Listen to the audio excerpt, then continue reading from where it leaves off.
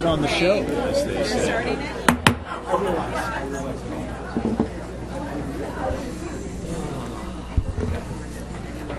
Pushing it because I'm so used to being in that seat. Happy New Year and welcome to the January 9th, 2018 Mercer Island City Council special meeting. My name is Carrie Sand and I'm the city attorney. Our clerk, Allie Speets, is out of town, so I'm filling in for her with the unique opportunity to chair the beginning of the first council meeting of the year until the mayor and deputy mayor elections are conducted, and then I will turn the meeting over to the new mayor. Next up on the agenda under special business, AB 5374, our deputy city clerk, Ellie Human, will conduct the oaths of office for the successful council member candidates, Salim Neese and Benson Wong. Please note, the formal oaths of office were administered at 5 p.m. prior to the start of tonight's special meeting, and these are now being administered again ceremoniously, after which we will allow a brief break for a photo opportunity. Ellie, please administer the oaths of office at this time. Thank you. Hey, just a quick note. Excuse me. Councilmember Acker was previously sworn in into his position on November 28th, 2017, after the certification of the general election. So we won't be swearing him in again today. For our other newly elected council members, I will call you forward in alphabetical order. If you can meet me in front of the council dais, we'll take care of the oath taking. We did do the official signing earlier at the other oath. So I'll be right up there. Councilmember Salim Neese, if you can meet me in front.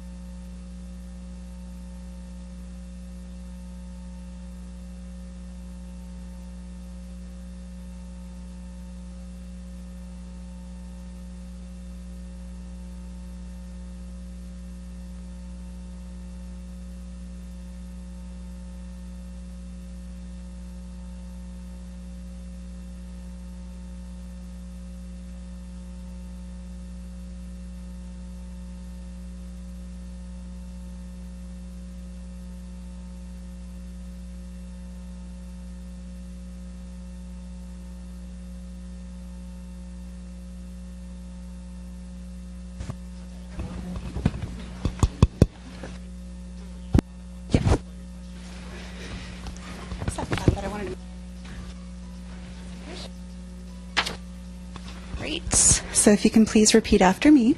I, Salim Neese. I, Neese. Do solemnly swear that I will support the Constitution of the United States of America. Do solemnly swear that I will support the Constitution of the United States of America. The laws of the State of Washington. The laws of the State of Washington. And all local ordinances. And all local ordinances. And that I will faithfully and impartially perform and discharge the duties. And that I will faithfully and impartially discharge the duties of the office of the City of Mercer Island Council Position Number 2. Of the office of the City of Mercer Island Council Position Number 2. According to the law and to the best of my ability. According to the law and to the best of my ability. Congratulations. Thank you. All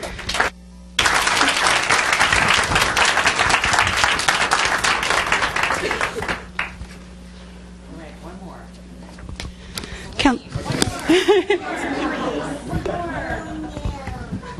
Oh. Look here. Thank you. Perfect. For Benson Wong, can you please meet me in the front?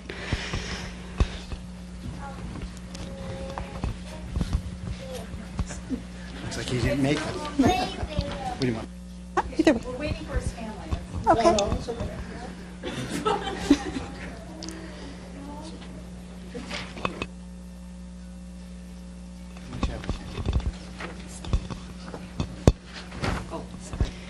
Maybe we'll sound on the side.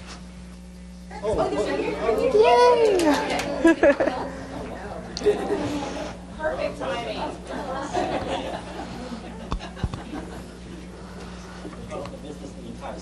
Yeah. Yeah, we have baby out.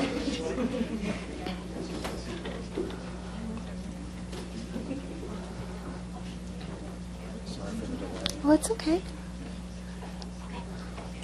Did you want to read it? No, no. Let's get everyone up here.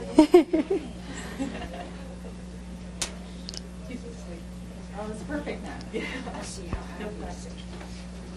Oh. 3 months. 3 months.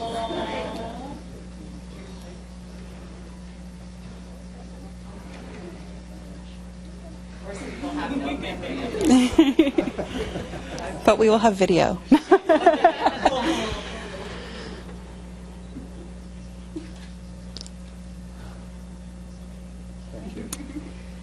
Okay, so if you can repeat after me.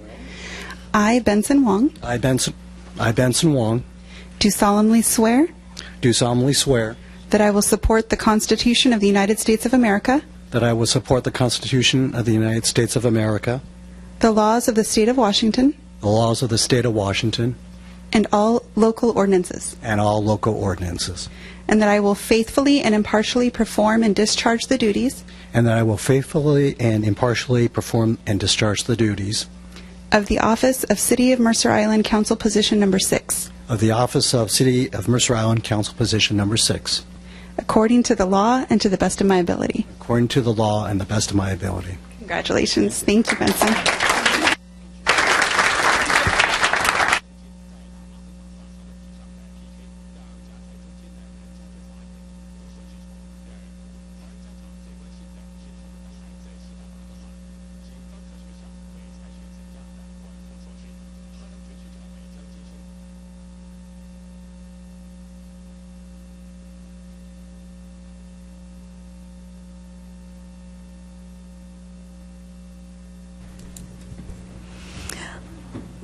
Let's all congratulate council members Neese and Wong.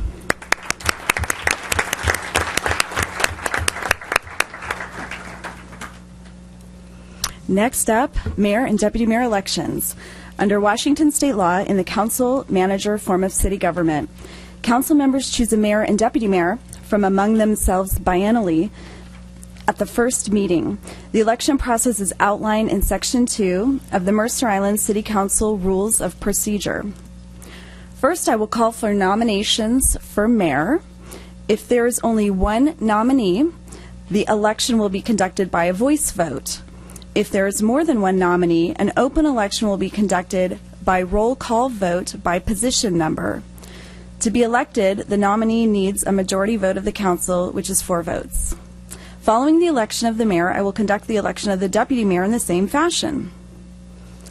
I will now entertain a motion for nominations for a council member to serve as mayor for the years 2018 and 2019.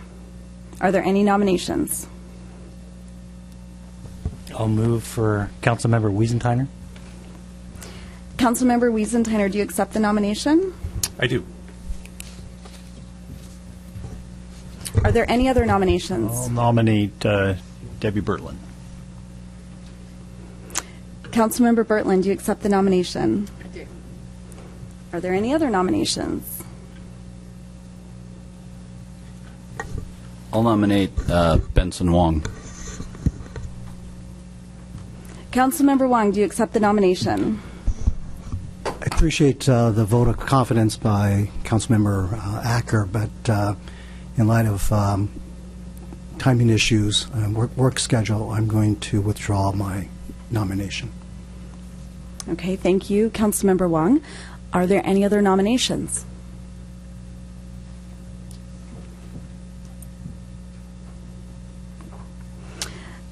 Okay, seeing none, because we have more than one, we will go ahead and conduct a roll call vote by position number. The 2 nominees are Councilmembers Wiesentiner and Bertlin. Councilmember Wiesentiner holds the position of Council seat number 1, and Councilmember Bertlin holds the position of Council seat number 7.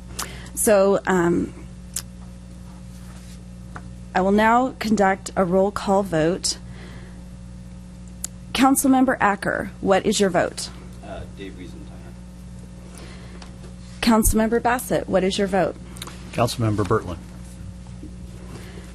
Councilmember Bertlin, what is your vote? Councilmember Bertlin. Councilmember Neese, what is your vote? Councilmember Wiesenthaler. Councilmember Weicker, what is your vote? Bertlin. Councilmember Wiesenthaler, what is your vote? Wiesenthaler.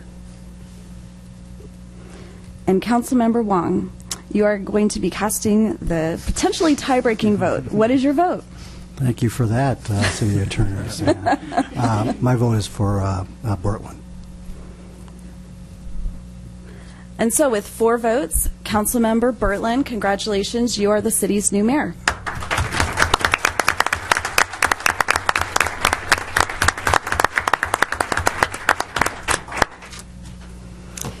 Our Deputy City Clerk, Ellie Human, will now administer the oath of office to Councilmember Bertlin for the position of mayor of the city of Mercer Island.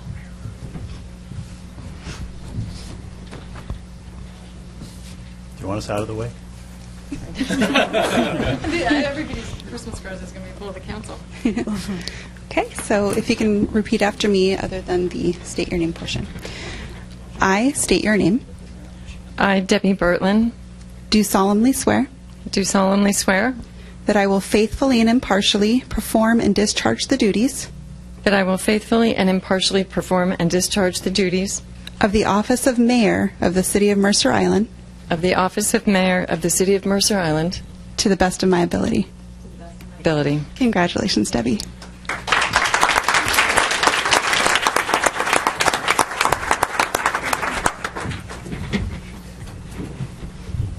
So now we're going to repeat the process for the deputy mayor.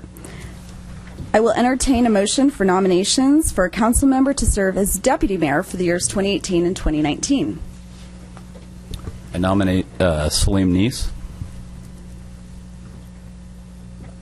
I nominate. Oh, sorry. One You got second. it. Councilmember Neese, do you accept the nomination? I do. I nominate Councilmember Wong. Councilmember Wong, do you accept the nomination? I do. Are there any other nominations for the position of deputy mayor? I nominate myself.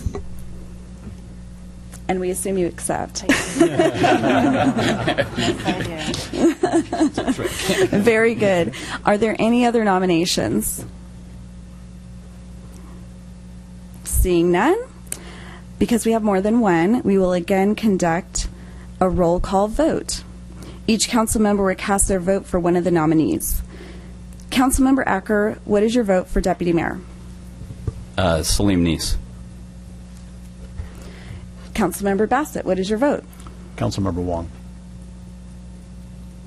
And Mayor Bertlin, what is your vote? Councilmember Wong. Councilmember Neese, what is your vote? Niece. Councilmember Weicker, your vote? Weicker. Councilmember Wiesenthaler, your vote? Neese.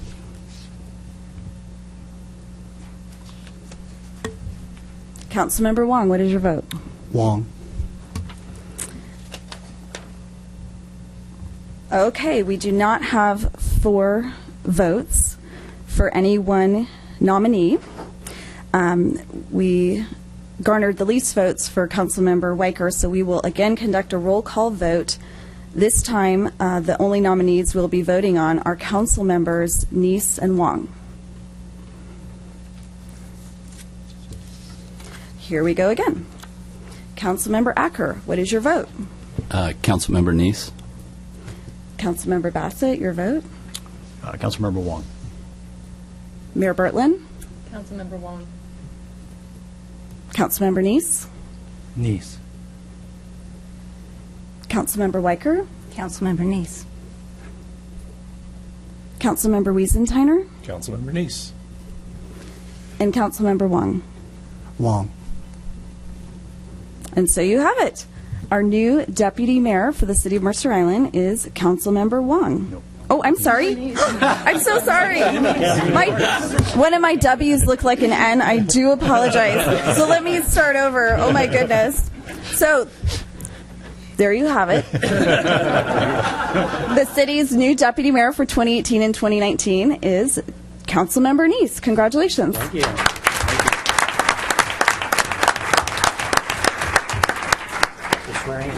you. Another one. Yep. This is your fifth swearing in, right?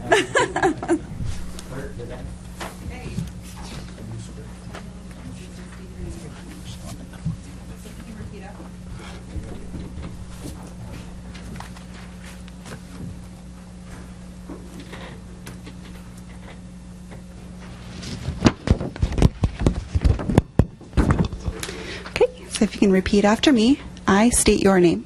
I, Salim Neese, Do solemnly swear do solemnly swear that I will faithfully and impartially perform and discharge the duties that I will faithfully and impartially discharge the duties of the office of Deputy Mayor of the City of Mercer Island of the office of Deputy Mayor of the City of Mercer Island to the best of my ability. to the best of my ability. Congratulations, Salim.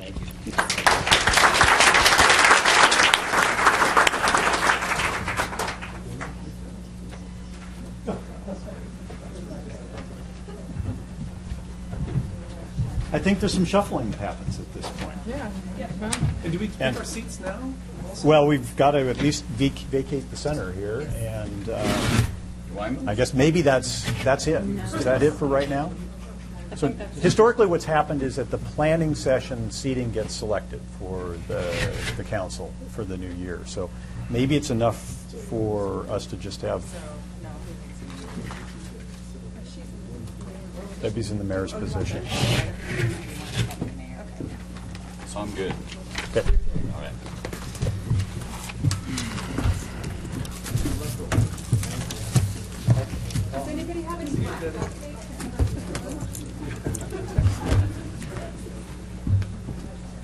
Hey, buddy, that's my chair around there. Come on over. Just slid right out there. Congratulations.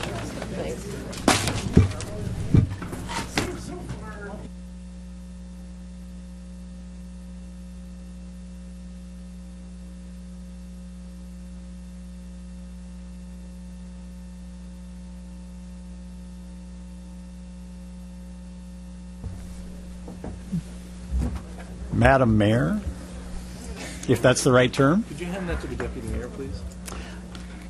Thank you. Yeah, Madam Mayor. I don't know. What do you? I guess you're going to have to tell us what you want to be, but I'm using Madam Mayor until you tell me differently. Madam Mayor, I would like to have a few moments to exit gracefully from this role that I have held these past 6 years. May I have that opportunity? Yes, you may. All right, thank you. So I have a few comments I would like to read, and then a couple of other things I would like to do. And so let me begin by reading some comments. It has been truly an honor to serve as mayor of this community these past 6 years. It's hard to believe that much time has gone by. To the council, which has granted me the privilege of serving in this role, thank you. I am humbled by the faith you have placed in me.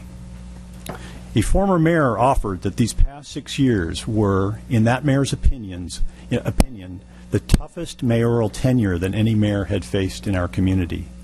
And while I have no way of measuring it myself, there's no doubt that we together have faced some tough issues. But none of us serve alone. I want to offer my deep thanks to both the current and past council members who have shared in this roller coaster ride with me. I couldn't have done it without your support. Equally, my thanks to our tremendous city staff. They work every day to make this city strong, to offer the services our public wants and expects, and they work to make the council and the mayor look good by solving the myriad problems we hear about from the public and then simply lob over to staff. Finally, my thanks to my wife and kids for their support. I couldn't have done it without them. We live in an amazing community. Our citizens are active in so many ways, in their careers and families, of course, but also in a wide array of charitable and community-building endeavors. When I talk to civics classes at the high school, I see engaged, curious young people who are our future. When I cut ribbons for a business opening, I see the final moments of the months or years of sweat and sacrifice that a local entrepreneur is put into reaching that moment. And when I say a few words of thanks to our veterans during summer celebration, I see the men and women who have made the deepest commitment to our security. It really has been an honor to serve. Thank you. To our next mayor, I say good luck. The job is gratifying, but it sure can be challenging. A thick skin is essential. And to that end, I'd like to take a moment to do two things. The first, a little bit ceremonial. The second, a little bit humorous. So on the ceremonial front, something that the former mayor did when I took over was we had a photograph of a passing of the gavel. And I would like to have a similar photograph this evening as I pass the gavel off to the new mayor.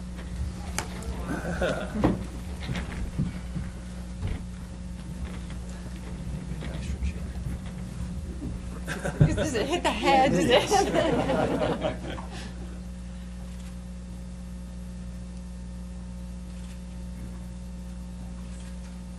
Okay. So there you go with that. The second, as I said, is a little bit humorous, and I won't go to my microphone. I have brought presents for the new mayor. I'll go to this microphone. The first is this. This is the reality of the job. I transfer to you the bullseye. Now, the good news is you do get some protection. And better than that, you do get a weapon.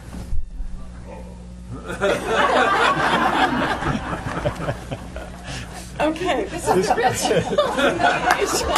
This gavel, every meeting. The gavel was given to me by Jane Braun when she was on the council, and I've kept it since then. So. You can just keep wearing that I one. passed the bullseye to the new mayor. Before I'm now completely tangled in my ears.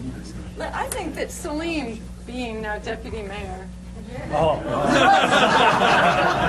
become comfortable. There you go. Like any good deputy. So, again, thank you to the council and thank you to the community. It really has been my honor to serve, and I happily now step into this role of council member and getting to be an advocate on issues rather than the person who tries to find the common ground. And I look forward to that and continuing to serve in that capacity in the next couple of years as I complete the second half of my term. Back to you.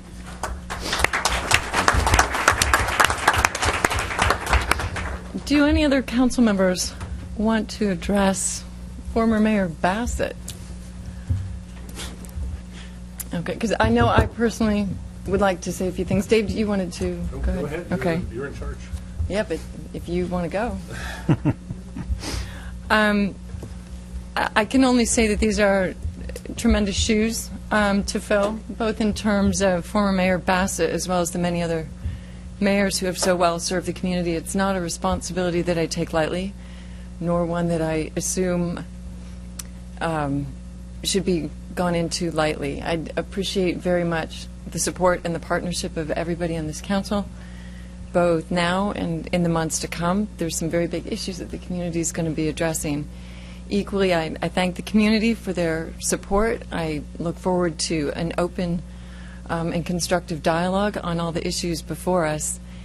Equally, I see, people have asked me, what do you see to be the role of mayor? And I think while we've been through some extraordinary years, there's also been extraordinary performance that has come from Mayor Bassett in particular.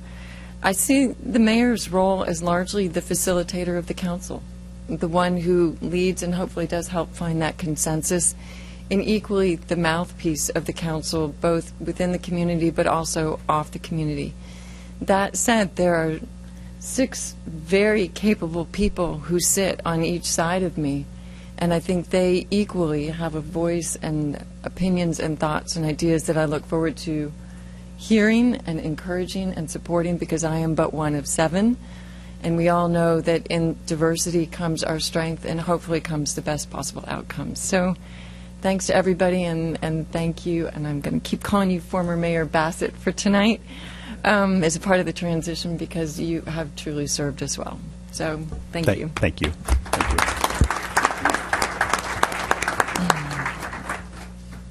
So with that, I'm super excited that the first item of business tonight is actually Agenda Bill 5375, a Martin Luther King Day Jr. proclamation, which seems very special for me, and I'm going to hand it over to Julie now.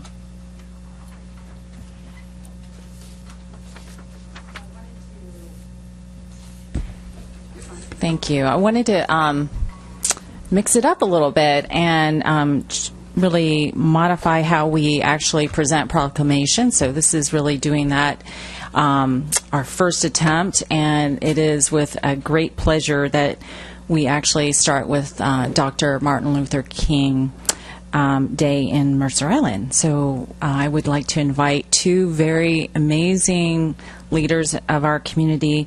When I think about Dr. King and what he stood for, I think we could not find two more deserving really crusaders for inclusivity and diversity. And so if you wouldn't mind, Jennifer Flood and Robin Lee, please join us. And Mayor Bertland, if you will come down here and read and present the proclamation.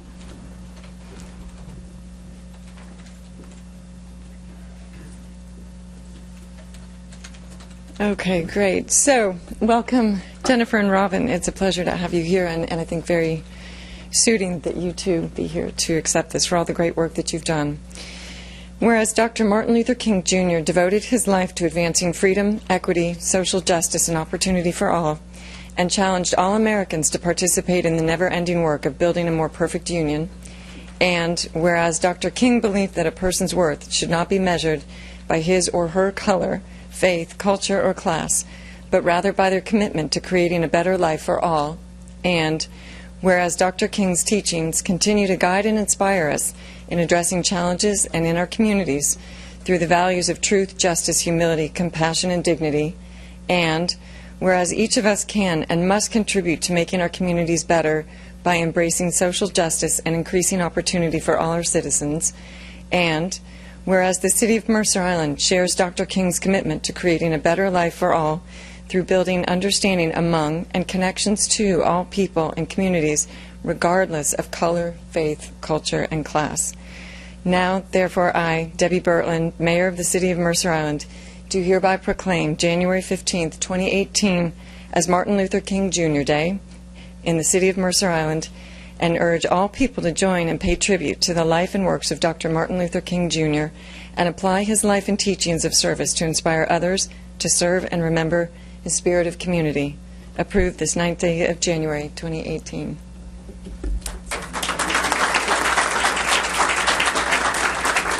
So I have to sign it. Okay, but I think I would also very much appreciate hearing from Jennifer and Robin.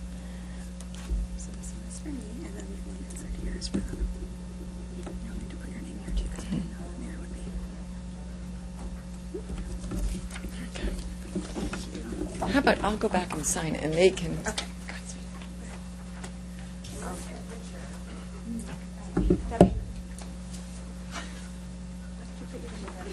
Oh, yeah.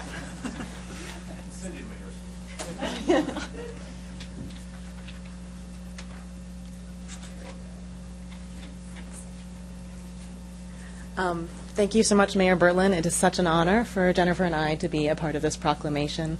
I just want to say a few words, which is that I grew up on Mercer Island, and I feel very excited to be raising my children here. I feel energized because I feel like we are a growing city, but not growing the way kids grow necessarily in size, but growing the way adults grow, growing in experience, growing in complexity, and growing in wisdom. And you know, all across the country, suburbs are becoming more and more diverse, and Mercer Island is a part of that trend. But we also have the benefit of being generationally diverse. We have such a rich senior community, and I feel like the compassion and sense of community that our island is known for turn towards embracing the generational and cultural diversity that we have on our island could make us a real leader as a suburban city that can embrace diversity, encourage diversity and inclusivity. And I feel really honored to be a part of this island, a part of this community, and thank you so much for having us.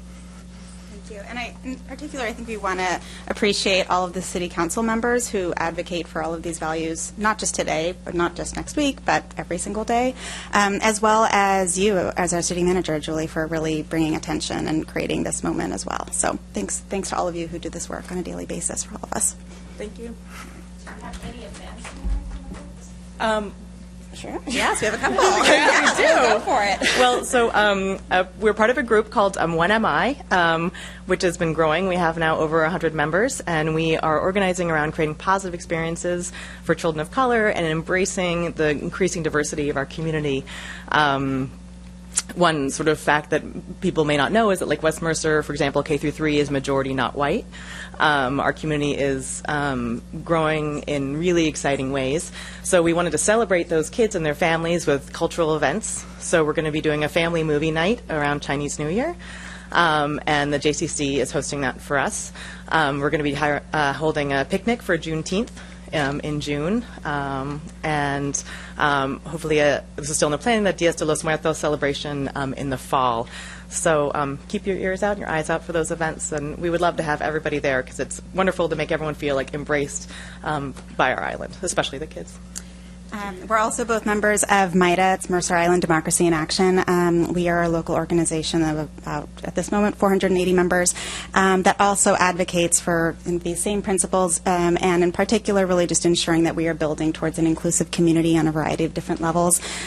We meet monthly. This month it'll be on the 23rd. You can also find us online via our Facebook page and read more about the work we're doing if you're interested in getting involved. So, thank you.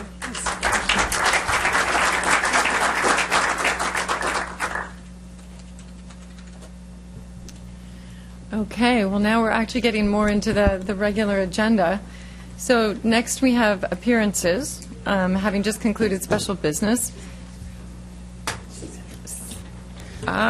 Debbie, the next item of business is actually going to be the city manager's report. Okay. I apologize. That changed after that template was made. That's okay. Appreciate it. So next up is the city manager's report. Good evening, Mayor and Council. For those who still need to get their Christmas trees recycled, we are still taking them actually through Friday. So please bring your undecorated tree to the Public Works maintenance shop right here, right behind City Hall. And the chips that we produce will be used on our parks and trails and open spaces. Should you have any questions, please give our Public Works Department a call at 206-275-7608. Again, that is through this Friday. Some of you probably are already aware of this, but beginning this Monday, so yesterday, the Island Crest Way westbound HOV on-ramp will close during daytime off-peak hours as crews begin to form and pour sound walls on the north side of the station. This closure will occur through Monday through Friday, 9 a.m. till about 3 p.m., and it's anticipated to last until March 2nd. Drivers, of course, can use East Mercer Way, West Mercer Way, and, of course, 76th Avenue Southeast westbound on-ramps during this closure. Construction begins tomorrow on another of the city's roadway shoulder improvement projects. So this will encompass East Mercer Way from 7100 to 7800th block. We will be installing drainage pipe and catch basins and building a new asphalt paved shoulder along the southbound side of the road. The project should be complete in early April. The city's contractor will be working between 7:30 a.m. and 5 p.m. Monday through Friday. And during work hours, the roadway will be reduced to single-lane alternating traffic controlled by flaggers. Please expect some minor driving delays through the area and watch for construction equipment. Residents living in and near the project have been notified of the pending work, and our project will have minor impacts to several school bus routes, as well as Metro's 201 and 891 routes. Have you been wondering about this? Yeah.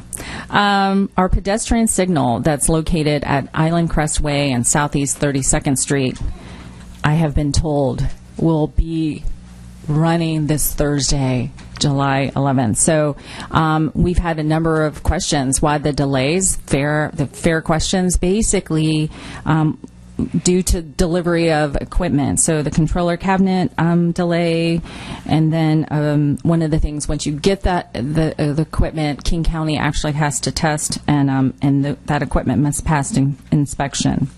So very excited to see that that pedestrian signal will be operating by the end of the week. So expect that to be ready to go.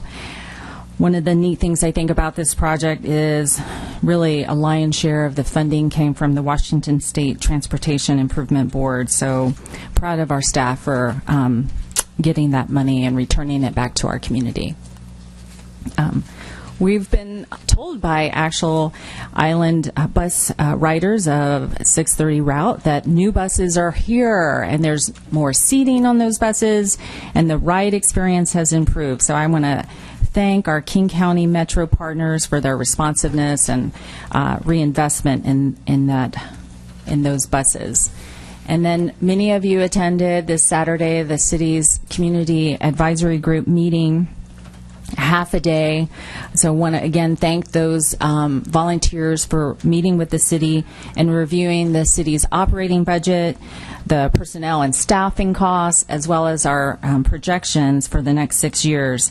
Our next meeting is on Monday, on February 5th, from 6 to 9 p.m. at the Community Center.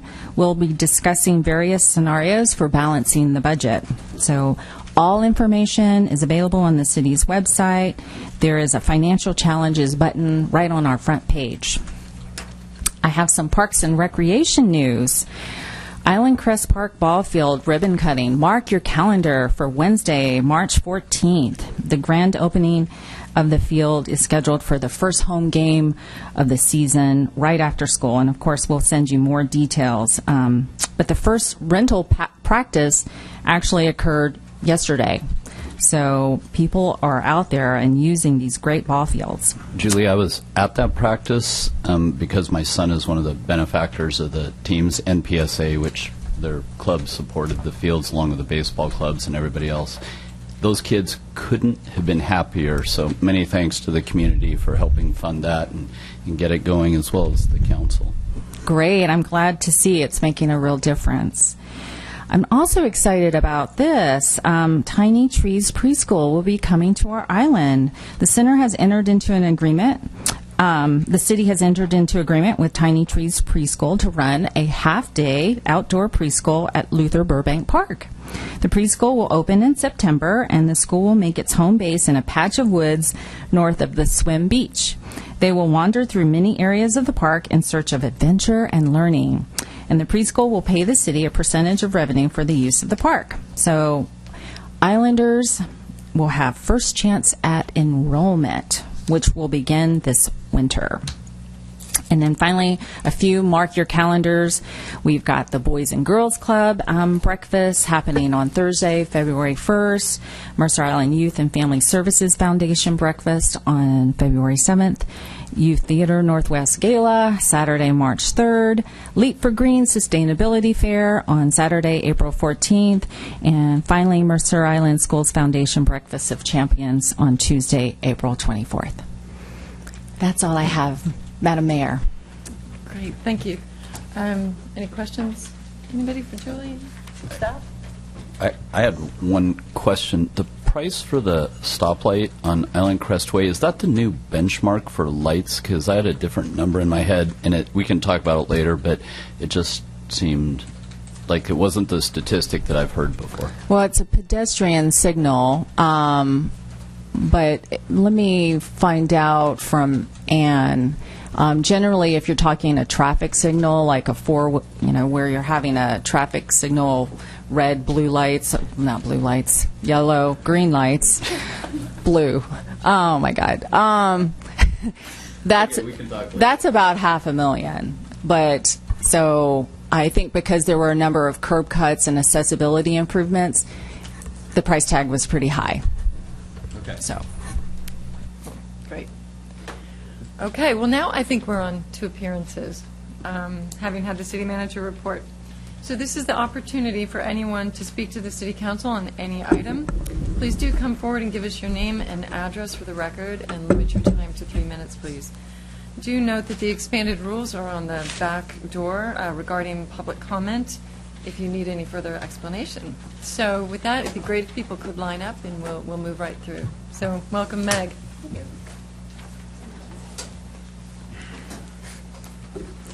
Meg Lippert, 4052 94th Avenue Southeast. Happy New Year, and thank you to every council member, every staff member, and most of all to every single citizen who is attending this meeting, and also to those who are watching it on TV. Although some have discounted citizen engagement in the political process, citizen engagement is the bedrock of democracy. Engaged citizens protect our rights and freedoms and contribute time, energy, and information to decision makers who are our elected representatives.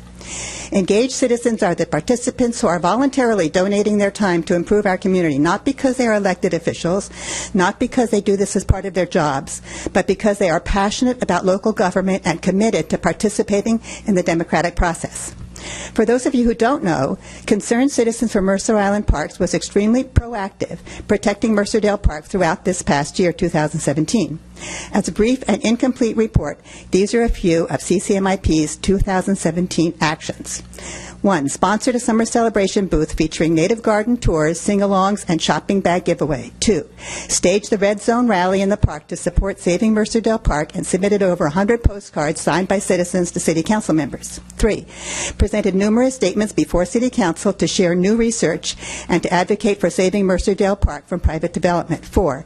Restored the Mercerdale Park native garden, including sponsoring nearly 250 volunteer hours removing invasive plants and spreading 13 truckloads of wood chip mulch. 5. Researched, designed, printed, and distributed hundreds of free color informational brochures featuring 33 different native plant species living in our native garden. 6. Increased community awareness of the value of retaining Mercerdale Parkland through social media, including an updated website, a new Facebook page, and establishment of a Friends of CCMIP group. 7. Researched, wrote, and contributed relevant press releases and letters to the Mercer Island Reporter. 8. Hosted the Reuse and Repurpose Recycling Center Community Forum at Mercer Island Library. 9. Procured and organized hundreds of pages of historical documents pertaining to the Mercer Island High School Committee to Save the Earth. 10. Designed and installed an informational display of these records at the library. 11. Hosted Saturday morning walks around Mercerdale Park with distribution of free Save Mercerdale Park t-shirts and shopping bags. 12. Worked to facilitate the removal of Micah's intrusive sign from Mercerdale Park. 13. With Mercer Island Parks Department approval, installed informational signs at entrances to the Mercer Island Native Garden. 14. Worked to stop passage by the City Council of a proposed costly measure to change the name of Parks and Recreation Department. 15. Worked to present the unnecessary striping of 77th Avenue Southeast. 16. Shared information about threats to Mercerdale Park through informational banners in highly visible locations. 17. Research, printed, and distributed informational flyers about threats to Mercerdale Park. 18. Designed, printed, and distributed bookmarks inviting community members to informational events. Eternal vigilance is the price of liberty, as Thomas Jefferson. I hope Islanders will strive always to be eternally vigilant. Thank you. Thank you. We generally ask people to hold applause or any sort of commentary during public appearances. Thank you. So next. Good evening. My name is Addison Oakley. I'm a senior at Mercer Island High School, and I would like to talk about depression and how it is affecting Mercer Island. I want to start off by addressing the issue with some facts. Depression is seen in about 20% of adolescents in the U.S., a number which has risen by 5% in just the past 10 years. Also, teen suicide is currently the third cause of deaths for adolescents in the U.S. and second in Washington State. I have personally suffered from depression, and I can tell you that because of it, I'm on the edge of being able to graduate with my classmates at the end of this school year. Depression in the past has inhibited my work ability, and until I received clinical help over the summer, I was bound to not pass high school along with the other people in my grade. Therapy and antidepressants have been extremely helpful for me, and with this in mind, I ask of you, the City Council of Mercer Island, to continue supporting the Mercer Island Youth and Family Services Program. I understand that this will be difficult due to the issues of our projected deficit, but this is an issue that has personally affected me and a few other people I know. Mercer Island Youth and Family Services is an extremely helpful outlet for not only therapy, but other services too. I hope my speech has swayed your decision to continue supporting the program, and I appreciate your time. Thank you. Thank you.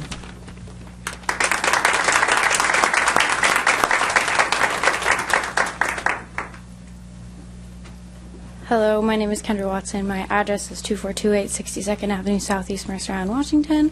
I'm a senior at Mercer Island High School, and for my Civic Action Project this year, I am proposing that Mercer Island implements a tax on sugar-sweetened beverages to help raise revenue to close the upcoming budget deficit, and also because of the tremendous benefits of a soda tax. So what is a sugar-sweetened beverage tax? It is a tax on cents per ounce on beverages with added caloric sweeteners, but varies with some existing taxes also taxing artificially sweetened beverages. There are many benefits to a soda tax. The primary benefits are improving health by reducing consumption due to raised prices, increasing public awareness, and causing beverage companies to reduce sugar in their products. Sugar-sweetened beverages also raise revenue to enhance communities and support community priorities. So far, 8 jurisdictions have successfully implemented a soda tax. This includes Seattle, as it just went into effect this month. The first tax was implemented in Berkeley, California in 2015. They have a 1 cent per ounce tax that was expected to raise $1.5 million in revenue. They plan to put their revenue into the city's general fund and community health and nutrition efforts. Studies on Berkeley show that the tax led people to consume 20% fewer sugary drinks. The sales of untaxed beverages, such as water, increased by 16%. Berkeley raised over $3 million in tax revenue as of March 2017. Stores did not lose revenue. Evidence so far does not support industry claims that taxes will have a negative impact on jobs in small businesses. Using evidence from studies done in Mexico, it is expected that in 10 years of having a soda tax, obesity will decline by 2.5% and 92,000 cases of diabetes will be prevented by the year 2030. Another study projected that a 10% decline in consumption, which did occur in the second year of having a tax in Mexico, would prevent 20,400 new strokes and heart attacks and save 18,900 lives over 10 years. In conclusion, sugar-sweetened beverage taxes have shown health benefits and community improvement with very little consequence and are very effective in raising revenue and the most effective way to end the obesity epidemic. Thank you.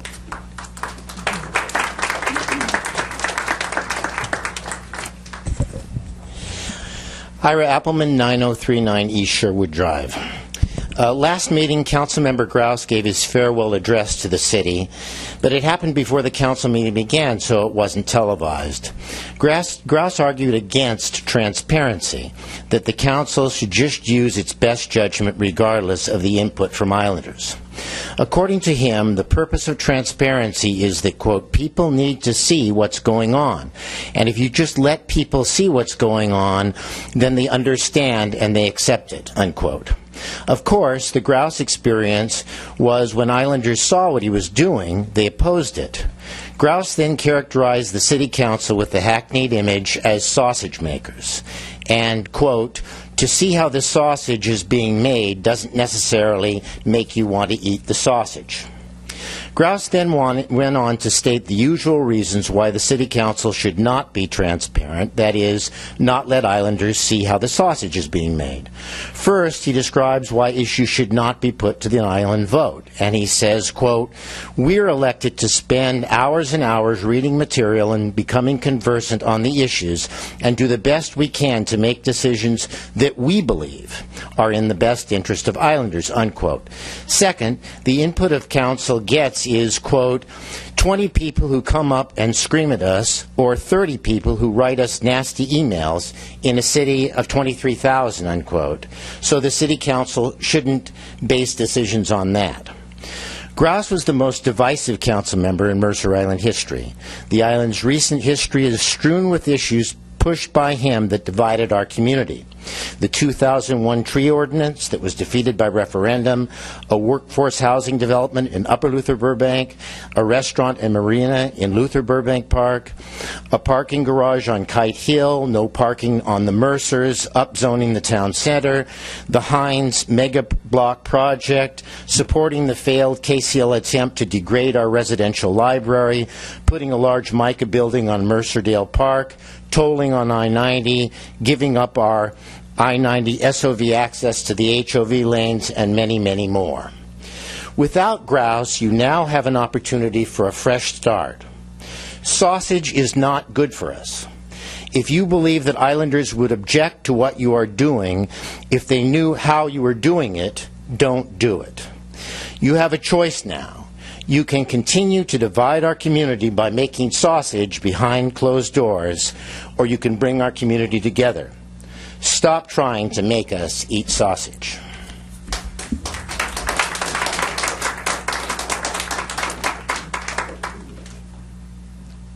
Floyd Short of 8428 Southeast 34th Place. I don't have any requests or petitions for you today, but I'm the Scoutmaster for Boy Scout Troop 457. One of our esteemed members is the son of Councilmember Weicker, Henry Weicker, who just became an Eagle Scout. There's that. We're here tonight because a big part of our program is about citizenship and leadership.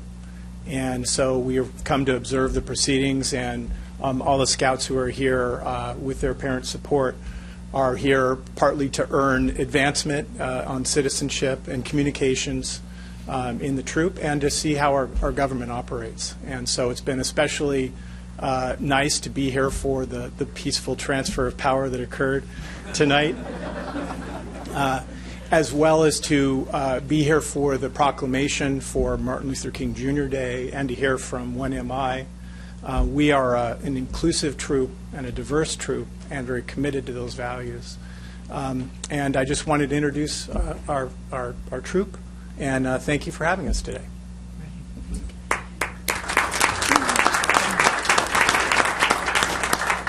I think I'm going to take Mayor's first prerogative. Would the members of Troop 457 mind standing so that we can recognize you and all your efforts?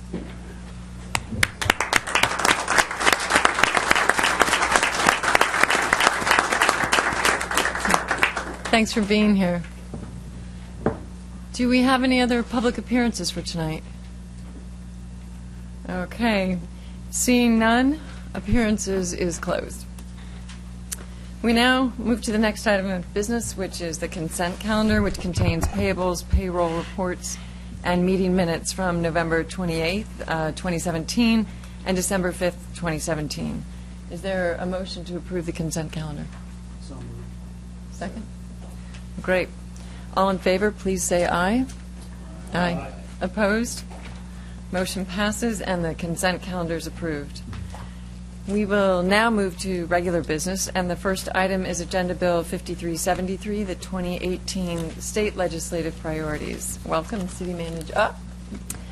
City Manager Kirsten Taylor. Thank you. Good evening, Mayor Bertlin and council members.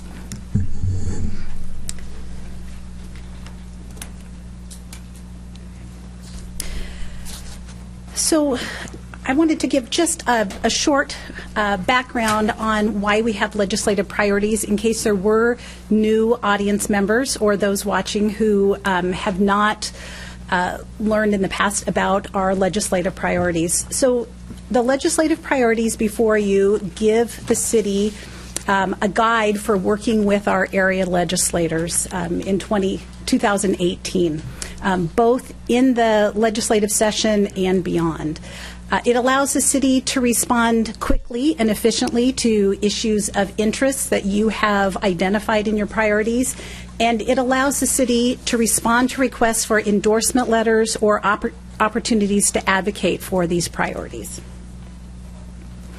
So the 2018 state legislative session, it is a short session. It's the second half of a 2-year legislative session. It began yesterday, January 8th.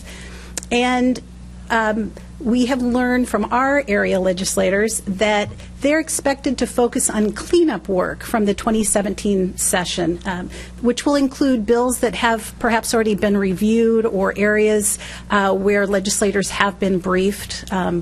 They will be working to adopt a new capital, or the 2017 capital budget, as well as a 2018 capital budget. So their work is really focused, and they do anticipate that it will end on time and be a 60-day session versus last year where it was over 100 days. So our city 2018 legislative priorities were developed this fall the council met with our 41st district legislators on November 28th for a less formal opportunity to discuss what the city could expect from the legislature in 2018, and also as a first pass by of some of the city's interests and getting some input and feedback from those legislators. And we had Representatives Tonneson and Judy Cliburn. Unfortunately, Senator Lisa Wollman was not able to join the group that evening because of other commitments.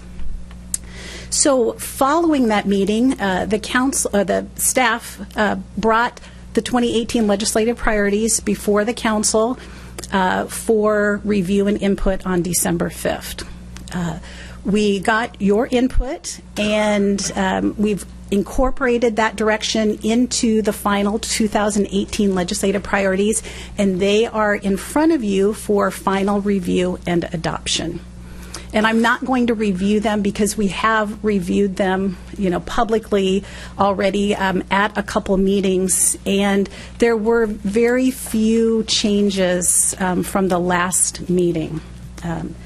So what I would like, before we move on to discuss some other matters, is to get any, if there's any objection to these legislative priorities, I'd like to hear it now. Otherwise, we will assume that you are good to go with them.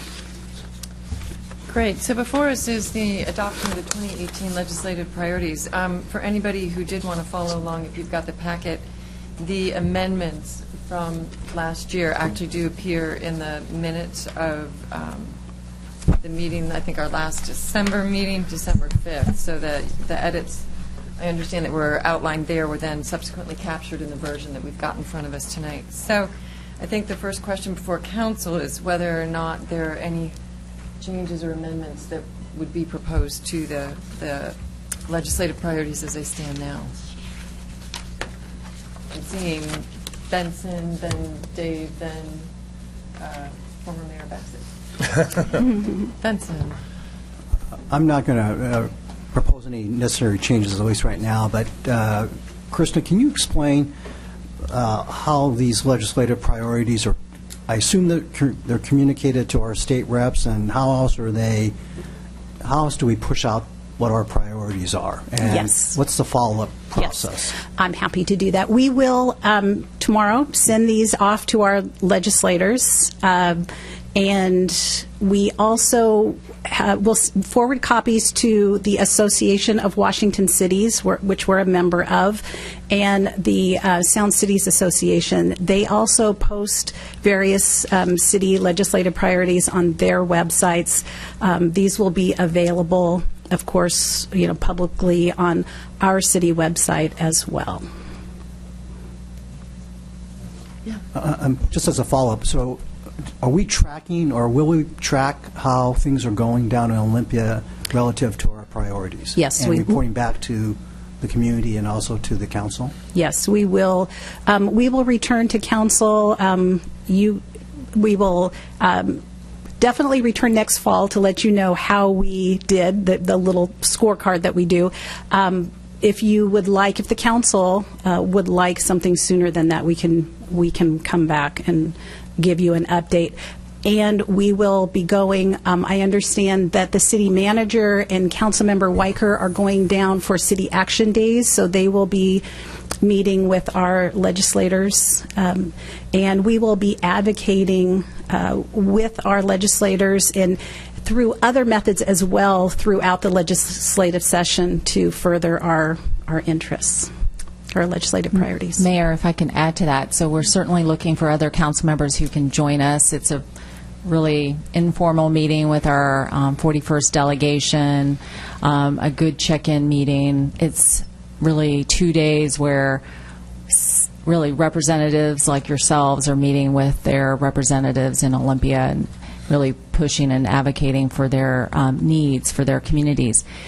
But in this short session, as Kirsten said, it's really going to be a cleanup thing. And we're also seeing in this short session a number of bills that generally attempt and try to take away local control. So oftentimes, Association of Washington Cities, they're often working very, very hard to kill those bills. And so we tend to track that, especially bills that we think might impact our community. But AWC does a really great job on our behalf, and generally speaking, they're more working on really trying to do damage control than really a lot of new things.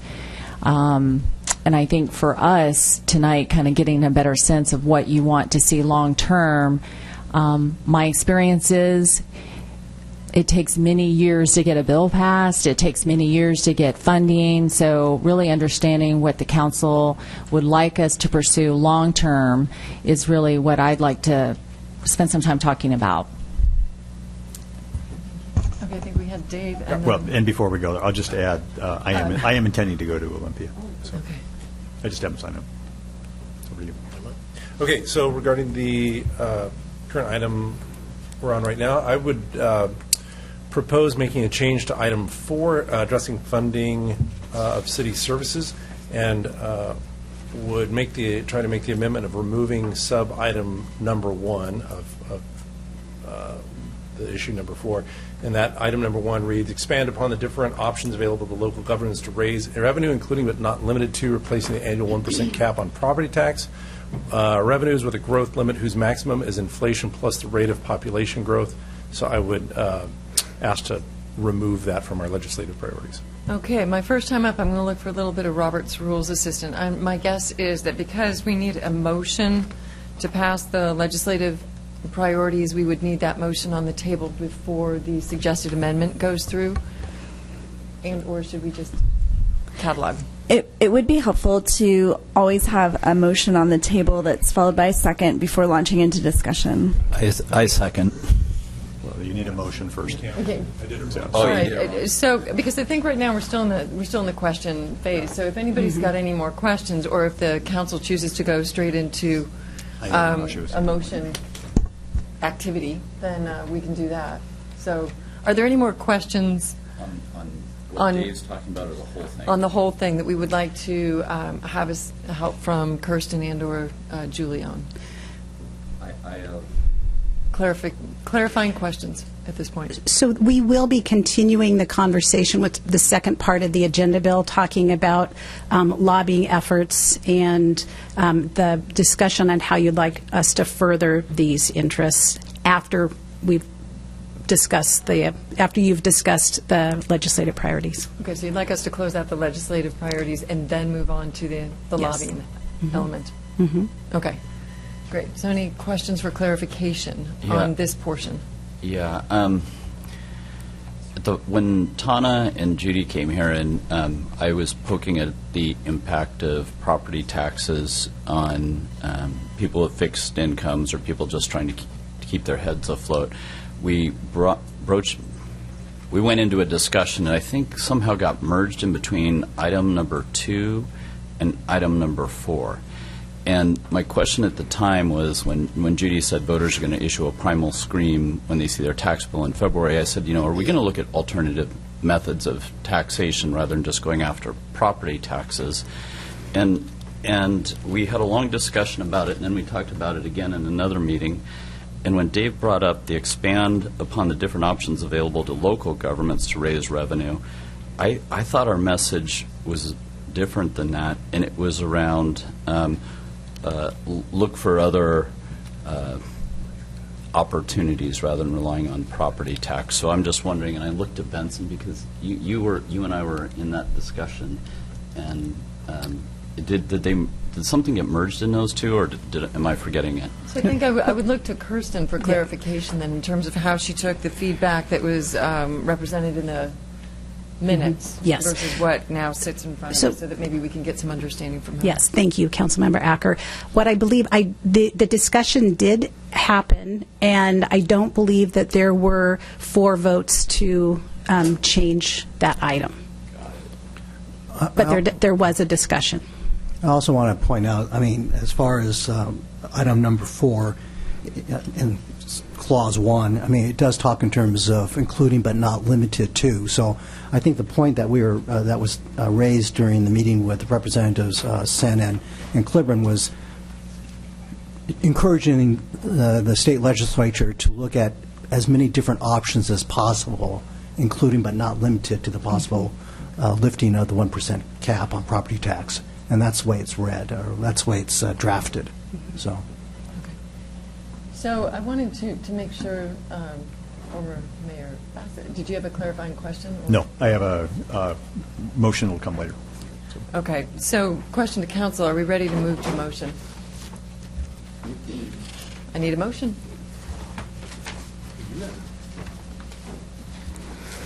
I move to adopt the final City of Mercer Island 2018 state legislative priorities. Second. Okay, any discussion? So I'm going to offer an amendment, but I don't want to jump in. All right. So I have a significant statement to make, but I will start, as is appropriate under Robert's rules, by just offering the motion, which is I move to strike from item 6, line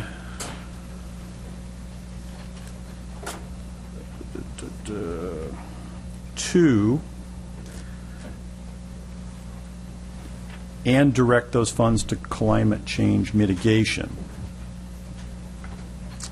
So again, the motion is to strike from line 2 of item 6 and direct those funds to climate change mitigation, which would leave that item as simply support a statewide price on carbon pollution.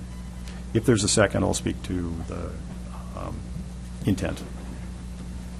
I'll second it for discussion. Okay. Thank you. So we had this discussion at the previous meeting, and I'm not letting it go. And the comments I would make are, one, I was kind of caught off guard by it and didn't have a particular cogent comment to make at that time. So I've been trying to put my thoughts together and offer you something a little bit more clear this time. My concern is that we not be overly prescriptive in our statement on this. California has adopted a cap-and-trade approach to carbon pricing, with the proceeds going to climate change concerns, which is just what Councilmember Weicker suggested we do here. So that's the approach that California is using. British Columbia, though, on the other hand, has adopted a net zero carbon tax. So their tax, they take the money in, they use it to offset other taxes, and so the net effect is that the taxpayers are paying no new taxes, and so that's an approach that's being used there. Governor Inslee, and maybe much more to the point, has been talking recently about a carbon tax with at least some of the proceeds going to pay for school funding. So the point being that there are different ways to allocate those dollars with different intents in mind. And my point is simply that there are different ways of doing this, and as a single small city, we can't hope to dictate the approach that actually begins to be the one that people coalesce around. And as advocates, we are best served by maintaining flexibility. And so this sounds sort of abstract, but in the days and weeks ahead, what I would hope will arise is a letter coming from cities going in favor of whatever proposal seems to be gaining traction. And what I would not want us to do is find ourselves in a position where we are obliged, the mayor is obliged to decline to support that letter because it doesn't align exactly with the idea of 100% of the dollars going to carbon, to climate change mitigation. I think that would put us in the sidelines in a situation where we really don't want to be. And that's so. What I advocate for is that we get back to this more simple concept. And to be clear, I would be very comfortable myself with exactly what Councilmember Weicker was proposing, which is 100% of the proceeds going to climate change mitigation. But I don't feel comfortable being that prescriptive in what we're saying here because it may block us out of being at the table as the conversation occurs further. Stop there. Okay, well, thank you. So we have a motion to amend and a second. Is there any other comment on this particular motion? On this amendment, I should say, sorry. I would just add that I think we're overly prescriptive in all of this bullet, as well as the point that Dave brought up in point 4. So I'm not comfortable striking it completely. I could be talked into saying the majority of the funds to go to climate change mitigation. What I'm worried about is a statewide carbon tax that goes fully to education. I feel like if we're going to implement a carbon tax, we should at least dedicate some of the funding to climate mitigation. I know we're a small city and we don't have a lot of influence, but these are our priorities and this is our guiding framework. I think we can decide that if there is a letter that is created that we would or wouldn't sign on to, we could look at that. But I think if we're going to be prescriptive in all these other bullets, we should be prescriptive in everything we care about. Okay, so my understanding is we have a motion and a second on the table that we would go ahead and vote on that unless there's further comment here. And then in the event that it does not pass, then Wendy, you would have a chance to offer an additional amendment. Okay, good. So does anybody else have any further comments on this particular amendment? I do have a question on it. Sure. So just to make sure that I'm reading what you want to strike, it's number 2, reduce transportation-related carbon emissions? No, Because you forgive said me. number 2. It's bullet 1, but starting on line 2 of. It's, forgive me if I. Yeah. Can we just read what you want to strike? Yes. So I'm at item 6, preserve the environment. I'm at line 2, not bullet 2, and I'm striking the last portion of that line plus the first word of the next line. So item 1 under item 6 becomes support a statewide price on carbon pollution, period, rather than support a statewide price on carbon pollution and direct those funds to climate change mitigation. Is that clear? Yep, thank you. Okay. Yeah, my apologies if I was unclear before. Okay. People are comfortable with how the proposed amendment reads? All in favor? Aye. Aye. All opposed? Nay. Nay. And the nays win 4-3. Okay, so that amendment fails.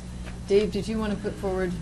Yeah, so I would like to propose an amendment to strike Clause 1 of Item 4. I'll just read the first few words again so we know we're on the right thing. So the entire Item 1, expand upon the different options available. Okay, great. So that's the motion. Is there a second? I'll second it. Dave, would you like to speak to it then? So we talked about this, I think, the last time we ran through it. I know that the 1% cap puts a tremendous burden on us as local governments to raise revenues, and we're experiencing that firsthand. I do think it creates an enormous amount of discipline on the part of the governing body to really be crystal clear with the community on what they're making spending decisions on and making sure that those are in line with the priorities of the community. So that is my sales pitch. Is there a comment from anyone else? Benson. I'm going to speak against the motion. I think deleting that language takes away a tool that is available potentially to us, but also to other cities. And I would say that if we pass the amendment that is proposed, we would clearly be at odds with other cities in this in this region. Now, there are some cities that, even though there is this ability to raise property tax by 1%, some cities don't actually do it. But again, I think my preference is to give cities as many tools as possible in trying to adjust their financial situation. So again, I would speak against it, and I think we would be somewhat in the minority in that position if we took a position to oppose the ability to allow the raising of the 1% cap. Sorry, go ahead. If you have a question, you should go first. I have a comment. So my question is the support for this initiative exclusive to cities, or does it apply to school districts or other agencies that would be subject to the same cap? This is a local government, so it's. I don't believe this is not a school district measure, but local governments. So could a school is a school district subject to the 1% increases? I don't know. I believe they have different set of restrictions, but I'm not completely sure. Because I don't, to the best of my understanding, the school district cannot raise the property tax itself. So a school district is bound by a levy, a voter-approved increase to revenues. I'm looking to Carrie to help us out here. Thank you. I would need to research the question to be able to answer it with 100% certainty. So I'll have to get back to you about that. I apologize. I don't know the answer off the top of my head. Okay. So if I understand them correctly, the question is basically whether or not the 1% would apply only to cities/municipalities. I'm not sure what the right legal language would be. It also applies to county governments. Okay. Okay. All right. So we have a challenge because we don't necessarily have the information in front of us. Does anybody else have any comment that they want to make on this suggested amendment? I do.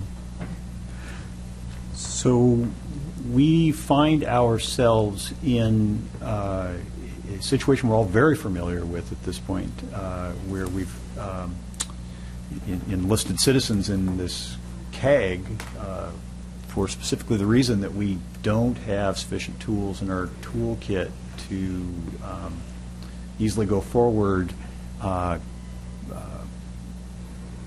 gathering the revenue necessary to maintain the level of services that we're currently providing and believe our citizens want us to provide. And this certainly creates what's proposed within this legislative priority. It creates no obligation to go to a higher property tax, but it offers the possibility of having it as a tool in our toolkit. And in the circumstance where we and as the CAG has seen, a number of other cities, many other cities, all face this this dilemma, this fundamental mismatch between the growth in expenses versus the growth in revenues. I think it only makes sense for us to be supportive of creating more flexibility rather than less here. So I will vote against the proposed amendment. Does anybody else have any other comment?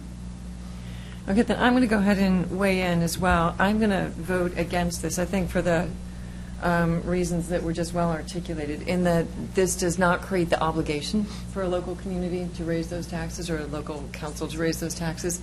It creates the option for them to do so. And, of course, that council or that legislative body is then accountable to their community, in multiple ways. I, too, also appreciate that this could impact or it has meaning for cities and municipalities outside of Mercer Island, which is not the majority, but certainly a minority element in my personal logic. So with that as said, I will be voting against it. Is there any other comment before we go to vote? I guess I have one. Yep. Salim, you want to go? I'll say that if the answer to my question is that this is not a tool that would be available to a school district, and the school district to have a capital or an operating increase in funds has to go to the voters with a levy lift or a levy ask or a bond package, that the city is in essence asking to have a tool that others don't have. And for me, that is to do a disservice to the discipline of governance, which is if the voters can approve it, and if the city needs it, there's a certain amount of discipline going into planning, articulating, promoting, and asking for those funds for good governance. There's not an actual barrier to keeping service levels where they are, increasing service levels, increasing benefits or capital projects within a community, or building infrastructure or paying for infrastructure. But one of the things I feel strongly about is collecting taxes and spending them where they're not, where they really don't feel earmarked. Collecting utility taxes and paying for something not related to utilities. I think that giving the school district a restriction that the city wouldn't be subject to would be in competition, which is, I think, damaging for a jurisdiction that shares the same boundaries and competes for the same dollars. And if there is concern in the community that we are reaching a tax ceiling that is unsustainable, I really don't think that extra leverage is something that we should be promoting. that we should have the discipline as legislators to solve this problem ourselves. And so I would just offer to remove it. Tom? I feel the same way that Salim does, and I just think if the climate that we're in and with the tax increases that our local communities facing, irrespective of the state issues, that if we are in such bad shape that we need more money, I think that we have to go to the voters. So I don't think this is a tool that I'm comfortable approving right now. Okay. So, Council, I see two basic options here, and I'm going to need some assistance from the city attorney. One is that we can go ahead and vote on it. The second is that we could find out how long Carrie needs to research this and whether or not it's even possible to get that information tonight. I see Wendy shaking her head no. But I think for the sake of information, how long would it take actually for you to be able to research that? Well, as you've been discussing the matter, I have gone onto the Department of Revenue's website for Washington State, and I'm looking at a publication that is entitled Property Tax, How the 1% Property Tax Levy Lid Limit Works. So I'm looking through this. In fairness, I haven't been able to read it through in its entirety, and I'm not an expert in school district taxation schemes. But it does have a Q&A portion on here that appears relevant to the discussion. And the question is, how is the school district portion of the property tax affected by the 1% levy limit? The answer is most voter-approved measures, including but not limited to maintenance and operation and bond levies proposed by school districts, are not subject to the 1% limit. The limit only affects regular levies, most of which are not subject to voter approval. That's what it says. Can you translate? I'm trying to translate that. I think the rules are different for school districts than they are for the city. And typically, school districts do go out every 4 years for an O&M levy. So at that time, they're asking voters to lift it beyond the 1%. So that's usually why I don't believe they are subject, because they are continually asking voters. In the case of the city council, we come to you with a budget, and the state says, okay, you could take that, your total levy amount, I think in 17 was, $11 million for the property tax. You can only, you have councilmatic authority for 1%. And so your total levy amount can only then grow from 10 million to 10.1 million. And then the tax assessor takes that total levy and determines what our levy rate is. So since we're a levy-based state, we're not an AV assessed state, we go with that total amount. So that total amount is all that we are authorized to, you are authorized to approve. 1%. That's it. You can't approve inflation. You can't do anything beyond that. What we're contemplating is going out to the voters and saying, raise it beyond the 1%. So lift that 1%. We don't know what it is. We have, obviously we're still discussing this with the Community Advisory Group. We'll be discussing it with you all year long. And so we don't know what that amount will be, but nevertheless, when we're estimating that our deficit in 19 will be $2 million, it's no small amount. So $2 million out of a $30 million operating budget. It's no small amount. So the 1% cap, it sounds like, is really limited to most likely cities, counties, but because school districts do regularly go out for an O&M levy, I would say they're not subject to it because they're going out to voters on a very regular basis. All right, Bruce? I also just point out it's worth remembering, keeping in mind that and I'm looking back to the CAG materials that were supplied by Chip at the last meeting. The city receives or is responsible for 13.2% of a household's property tax. The school district is at 29.6. The state school fund is another 25. King County is 17. So in the list of big buckets that your tax dollars are going to, the city falls fourth and at only 13% of those dollars. So when we think about the question of, where are the big tax buckets? Where's our money going to? The city is a small player in that from a property tax perspective, and I just think it's worth keeping that perspective as we talk about this. Okay, is there any further discussion? We do have a motion in front of us. You guys ready to take a vote to the amendment, which is Dave's, which is point number 4, just reminding Dave it was to remove the entirety of point 1. Clause 2? Clause 1. Clause 1. Of number I thought it was 4. Clause 1. I did a Bruce. Yeah. Yeah. Okay. We'll get Clause 1. Clause 1. Okay. All right, so we'll go ahead and vote on the amendment. All in favor of Dave's amendment, vote aye. Aye. All opposed? Nay. All right, looks like the nay is one. Wendy, I think that was a nay? Yep. Okay, 4-3.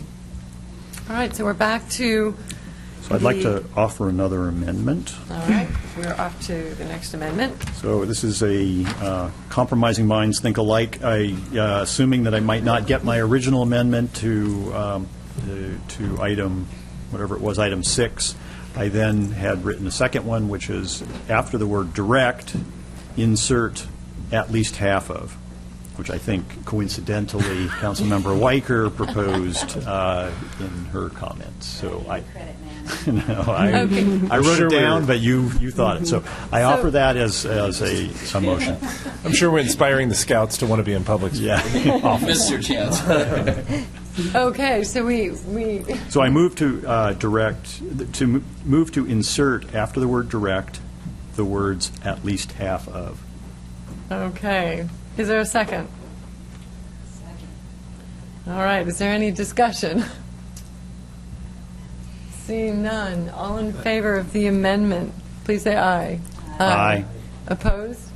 Nay. So motion passes 4-3, if I counted correctly. Okay, good. Do we have any other? Who was the third nay? Okay, thank you. Do we have any further amendments to the legislative priorities? All right. Okay, this is it. Go for it. Just philosophically, in the future, we can work as 7 unique, creative, intelligent people at wordsmithing to death each one of these, and I'm just wondering if we could just go with the bolded stuff in the future, because, I'm exaggerating for effect, but we spend a lot of time on these, and I just sometimes wonder how it plays out and if it really makes that much of a difference other than sending a statement. And I really want to focus locally as much as I can, but it's just a point, and at some point I respect all of your opinions, and they're very articulate and well-founded, and but I've noticed that we can wordsmith a lot. Great. So next November we'll pull that one back out again. Okay, because it's an annual event. We'll start in October. Okay, so as I understand, that was the first part of the agenda bill. The second one... You've got to go back to your original motion. Oh, that's right. The original motion as amended. Does anybody want me to run through those amendments again, or are you all comfortable? Good. Okay. So, all in favor of the motion as amended, please say aye. Aye. Opposed? Motion passes 7-0. Great. Okay, so now we get to All right. go on to the... Thank you. So we wanted to have a discussion with council this evening around our lobbying support and get some direction on how to proceed to advocate for the priorities of the city council and the city. And also, Councilmember Underwood will be jumping in on these. Oh, no, sorry. City Manager, I did that before. City Manager Underwood will be jumping in as well on some of this discussion. So, prior to our contract with W2A, we had no dedicated lobbyists. We relied on our council members who had regional, state, and federal relationships with elected officials. We also relied on the city manager and assistant city manager to play a role in intergovernmental relations. We also would rely on the Association of Washington Cities and Sound City Association to leverage our interests with the state legislature. So that's what we've done in the past. There are limitations to this strategy. We end up with a decentralized approach to lobbying. We have a lack of continuity as council members move off of the council. We lose some of those relationships. We also think that we're having more of a reactionary response to issues. So we would like to have a strategy discussion and look at what sort of direction council would like to give staff on a few different issues, and then how to accomplish that will be the next slide. So starting with Island Crest Way access, we want to know, what the council priorities are. We know that we would need a change in law to be able to have SOV access, full access at Island Crest Way to I-90. And even if a law was changed, it might not yield the results that we would like. We can also ask WashDOT to redesignate Island Crest Way as either a hot or timed access ramp. So those are other possibilities that we would like to get direction from council if you'd like us to pursue those. WashDOT has, or council member, legislator Cliburn, Representative Cliburn, told us that it could take 18 months to 2 years to accomplish a change in the WashDOT designation of the Island Crestway ramp. That's the timeline that they are that they consider. It could take several sessions of the legislature to accomplish that. So it might be, if council is interested, we would be looking at perhaps in the 1920 budget years or legislative session more fully pursuing that. So that is those are the first strategy discussions.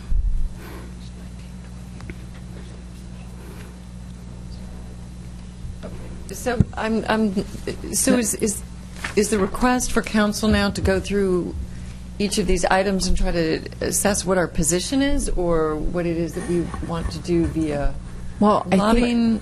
Are we having a strategy conversation? Mm-hmm. Right. As you adopted your legislative priorities, really a good chunk of that was really focused on the state of Washington. This is shifting gears a little bit and asking you where, if you want to really pursue a federal strategy, the past, probably 2 years, you focused heavily on FHWA, which was all federal. And so the question really comes to, do we have a particular ask we want to pursue there?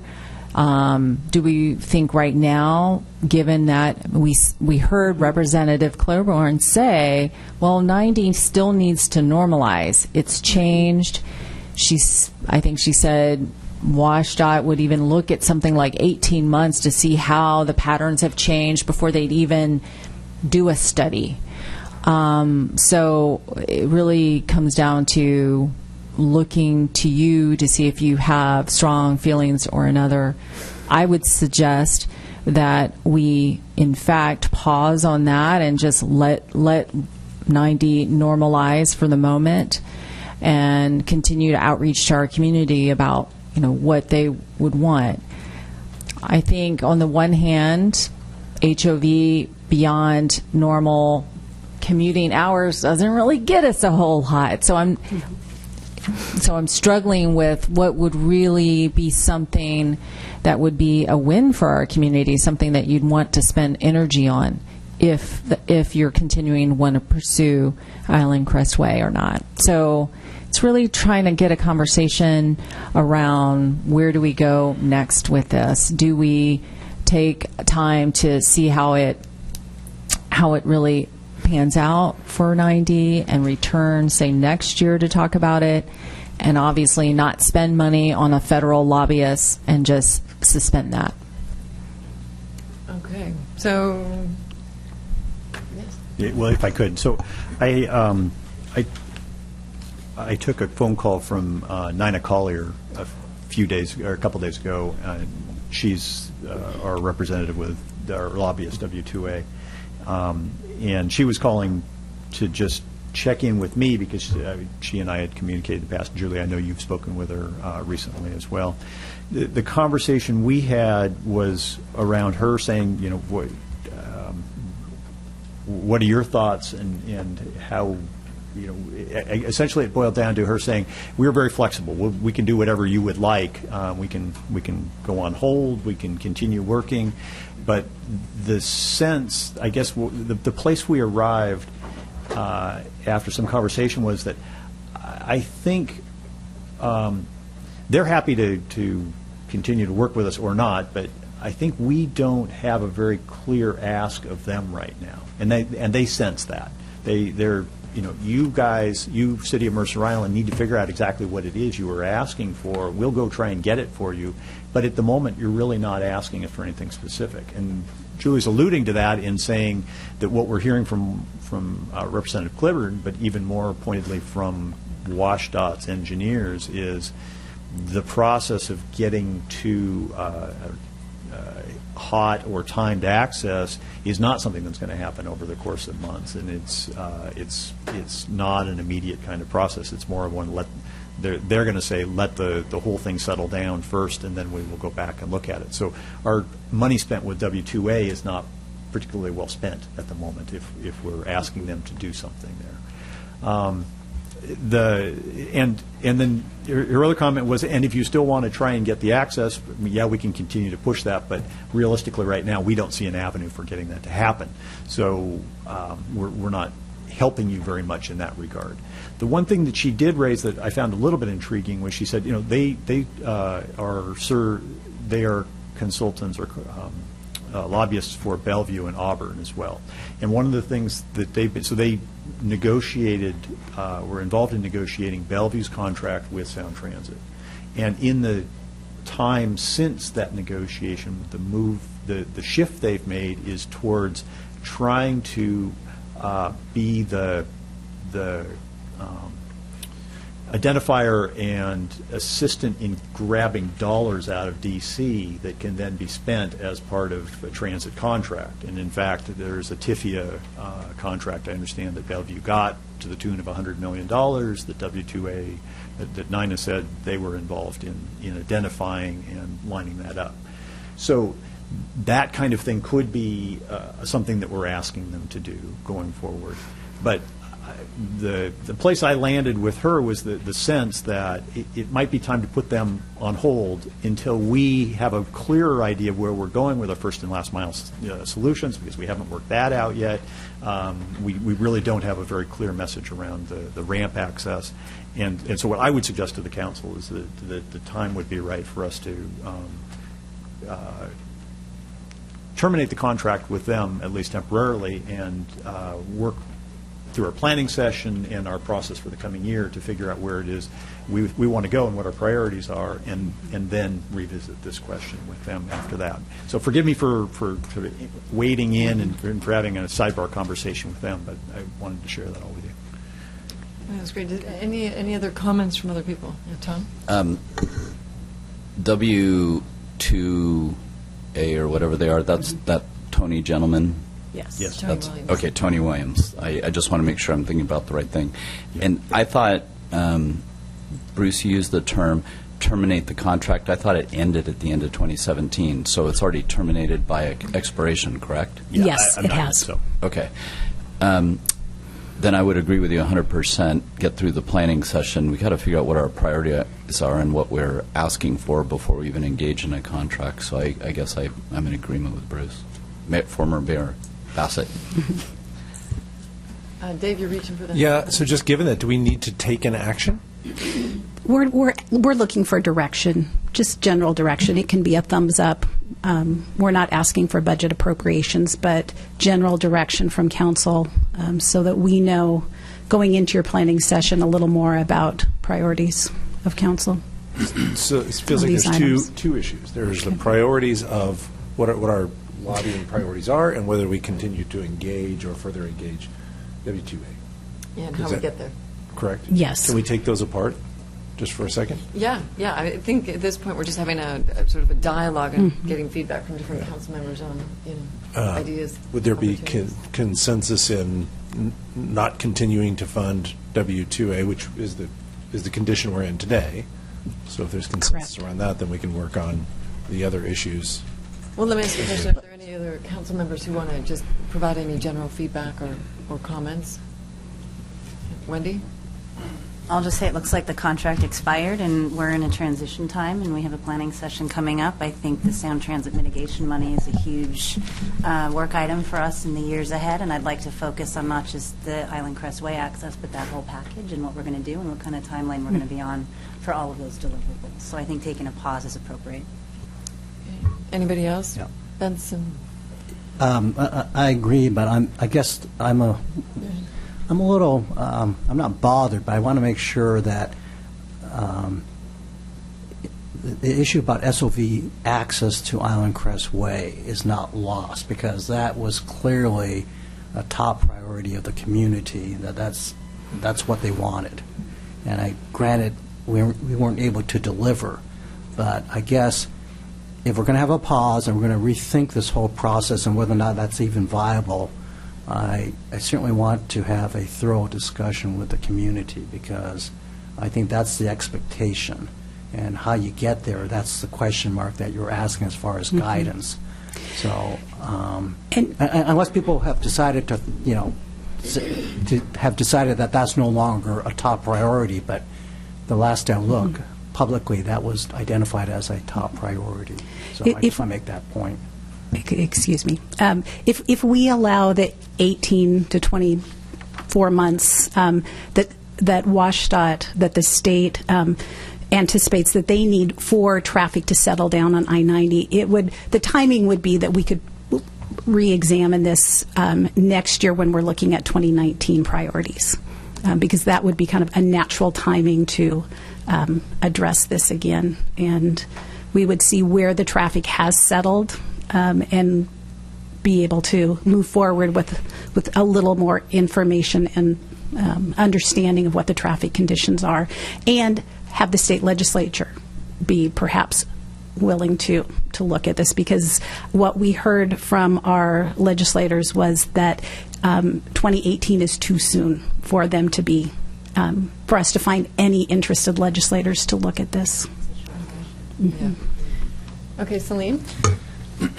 So I remember that this was a priority when we signed the Sound Transit Agreement. I remember, Julie, when you kind of talked about that negotiation and the outcome and the path forward, and the point I raised was the work isn't behind us, it's in front of us.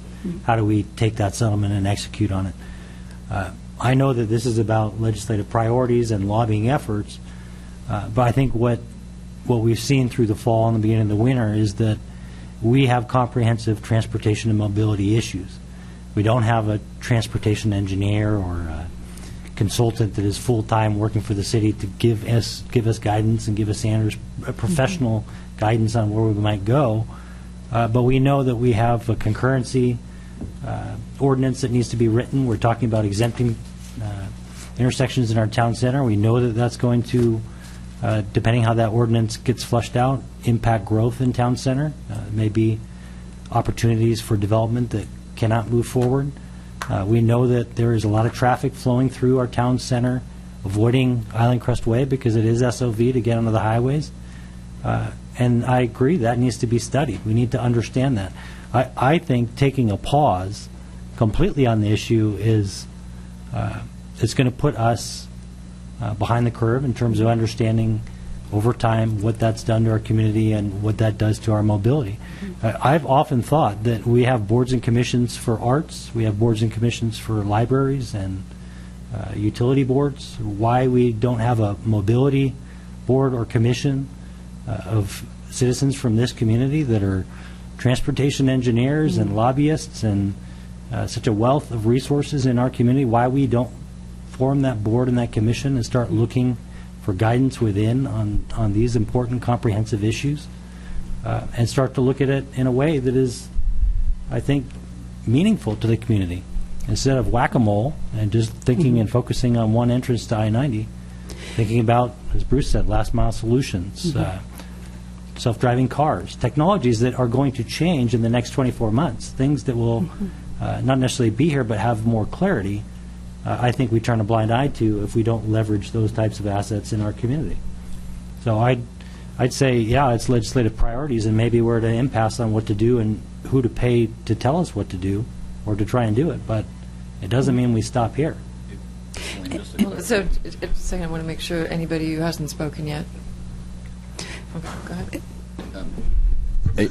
I just have a clarifying question for Salim, and then 2 comments. Salim, are you thinking that the suggestion that Bruce and I were kind of talking about, the pause, was longer than the January planning session? Because if so, that wasn't my intention. I just wanted to get through the January planning session so the 7 of us can be aligned on the priorities.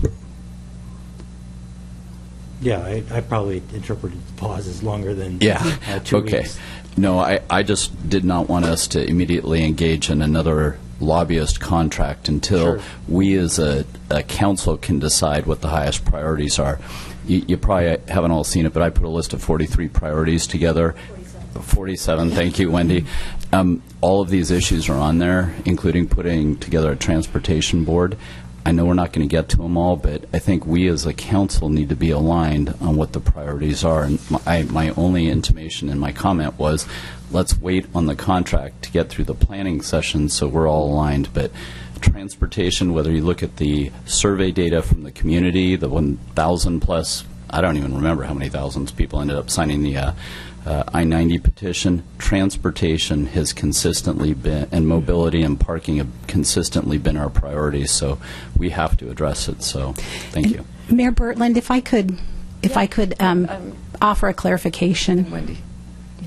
Yeah.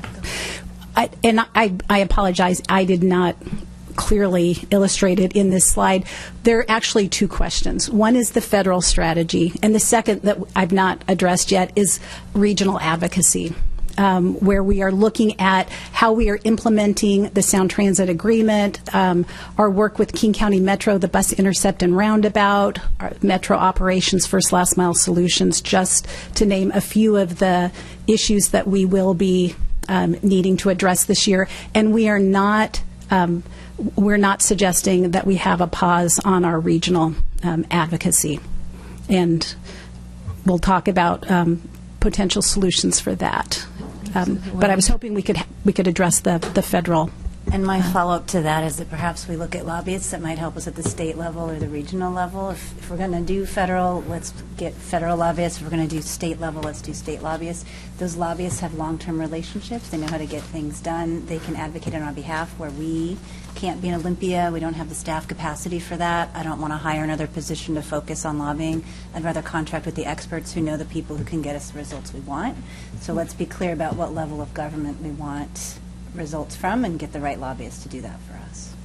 So realizing that this is a feedback session, maybe just to sort of start parsing this a little bit, what I'm hearing from the council coming right now insofar as the federal strategy is that we want to have the conversation at the planning session with regard to what our objectives are. I would just remind everybody that the second item under Ledge Priority 1 is create a path to access Island Crestway for single occupant vehicles. So there's no doubt that that's still, high, if not the highest priority. I think what we're trying to wrestle is what exactly does that mean within the next year or so? Mm-hmm. Yeah. What is the ask? I mean, you have to be very specific, because if we're vague, they can't help us. They really can't help us. So it really comes down to what specifically are you really wanting to ask the federal government, the state. So, but you're right. I heard that this really needs some time at your planning session. So And then I think that the second portion of the conversation is really around the local and the regional. Exactly. So as I look at our settlement agreement, I see a huge work plan there. And largely I see really us working through the elements related to King County Metro, frankly. So installing the roundabout, making sure that the design is what you intended, and I need a dedicated person on that. Metro wants to talk to the city about how it would operate. You recall you were very strong advocates of, hey, no more volume than today. Well, that volume has to go someplace. So we will be having ripple effects in other places. I need to get on top of that and what that means. And so I myself am a little weary of our ability to do that with our staffing levels as they are right now. So I had suggested, again, I think this might be a great conversation at the planning session, but one approach is, because we don't have a ton of resources, is to take a staff person like Kirsten's position, and I have to reorganize, and she just has to devote her time to this, 100%. So she has a number of directors that report to her that I have to reassign and do different things to. And that's one approach. That's the one, and there are pros and cons to both of these approaches. The other is to bring in someone that could really be our person that really takes this on. And I do have someone in mind. It's about a $50,000 a year contract, but they would be our local lobbyists, so to speak, to manage all the issues with Sound Transit in King County and do that as the City of Mercer Island for us. So those are the two approaches. I think going forward, my concern certainly about having just a single council member, though it's been really helpful, I think, in the last few years, is just the continuity, that you do have changes, and generally speaking, I was surprised to come to Mercer Island and hear, no one staffs the mayor at the RTC meeting, or that it's the mayor at doing that. And so great job, but it's typically, I'm accustomed to, you have a staff person who then helps, again, provide that continuity long term as changes occur on the city council. So there are some, and also just feeling like, generally speaking, we are really, because of staffing, we're reacting. We, instead of really working with the county on different, say, planning efforts and really examining, well, I think that policy might impact us in XYZ way. Instead, the policy starts getting implemented, and then we react to it. And I'd prefer to be ahead of that. In a lot of cases. So we are anticipating this region will change drastically when we experience light rail stations in our communities. And I just would prefer to have an approach where we're ahead of it. And so really dedicating someone to do that work is what I think the city needs. I don't know how to solve it given our financial challenges, except those two suggestions. So are you wanting us then to discuss those two options tonight, or are you looking at bringing a more detailed proposal and discussion at the planning session? What would you like to get? I guess I would like to get a better a general direction. I don't want to do a lot of work if all of you are just like, no way on, which item. So I don't want to spend a lot of work if that's not really where the will of the council is. So I guess I'm just looking for a general sense from you. And if you want to add this for your planning session, that makes sense too. We will be spending a lot of time talking about workload. So whichever your will is. So if I understand, then there's Julie's looking specifically for feedback on these two different directions insofar as staffing the workload, but I think also just equally some feedback with regard to the local and the regional activity. Bruce? Thank you. I think, so going back into the history a little bit before I think most of you were on the council, we did have a transportation planning individual working with the city. He was operating, in what I have learned through observation of that and the observation of what other cities are doing, is that there are transportation planners that can work at different levels. He was working at the sort of regional committee level, which is where I sit on the RTC, which is decision-making around Metro for the whole region.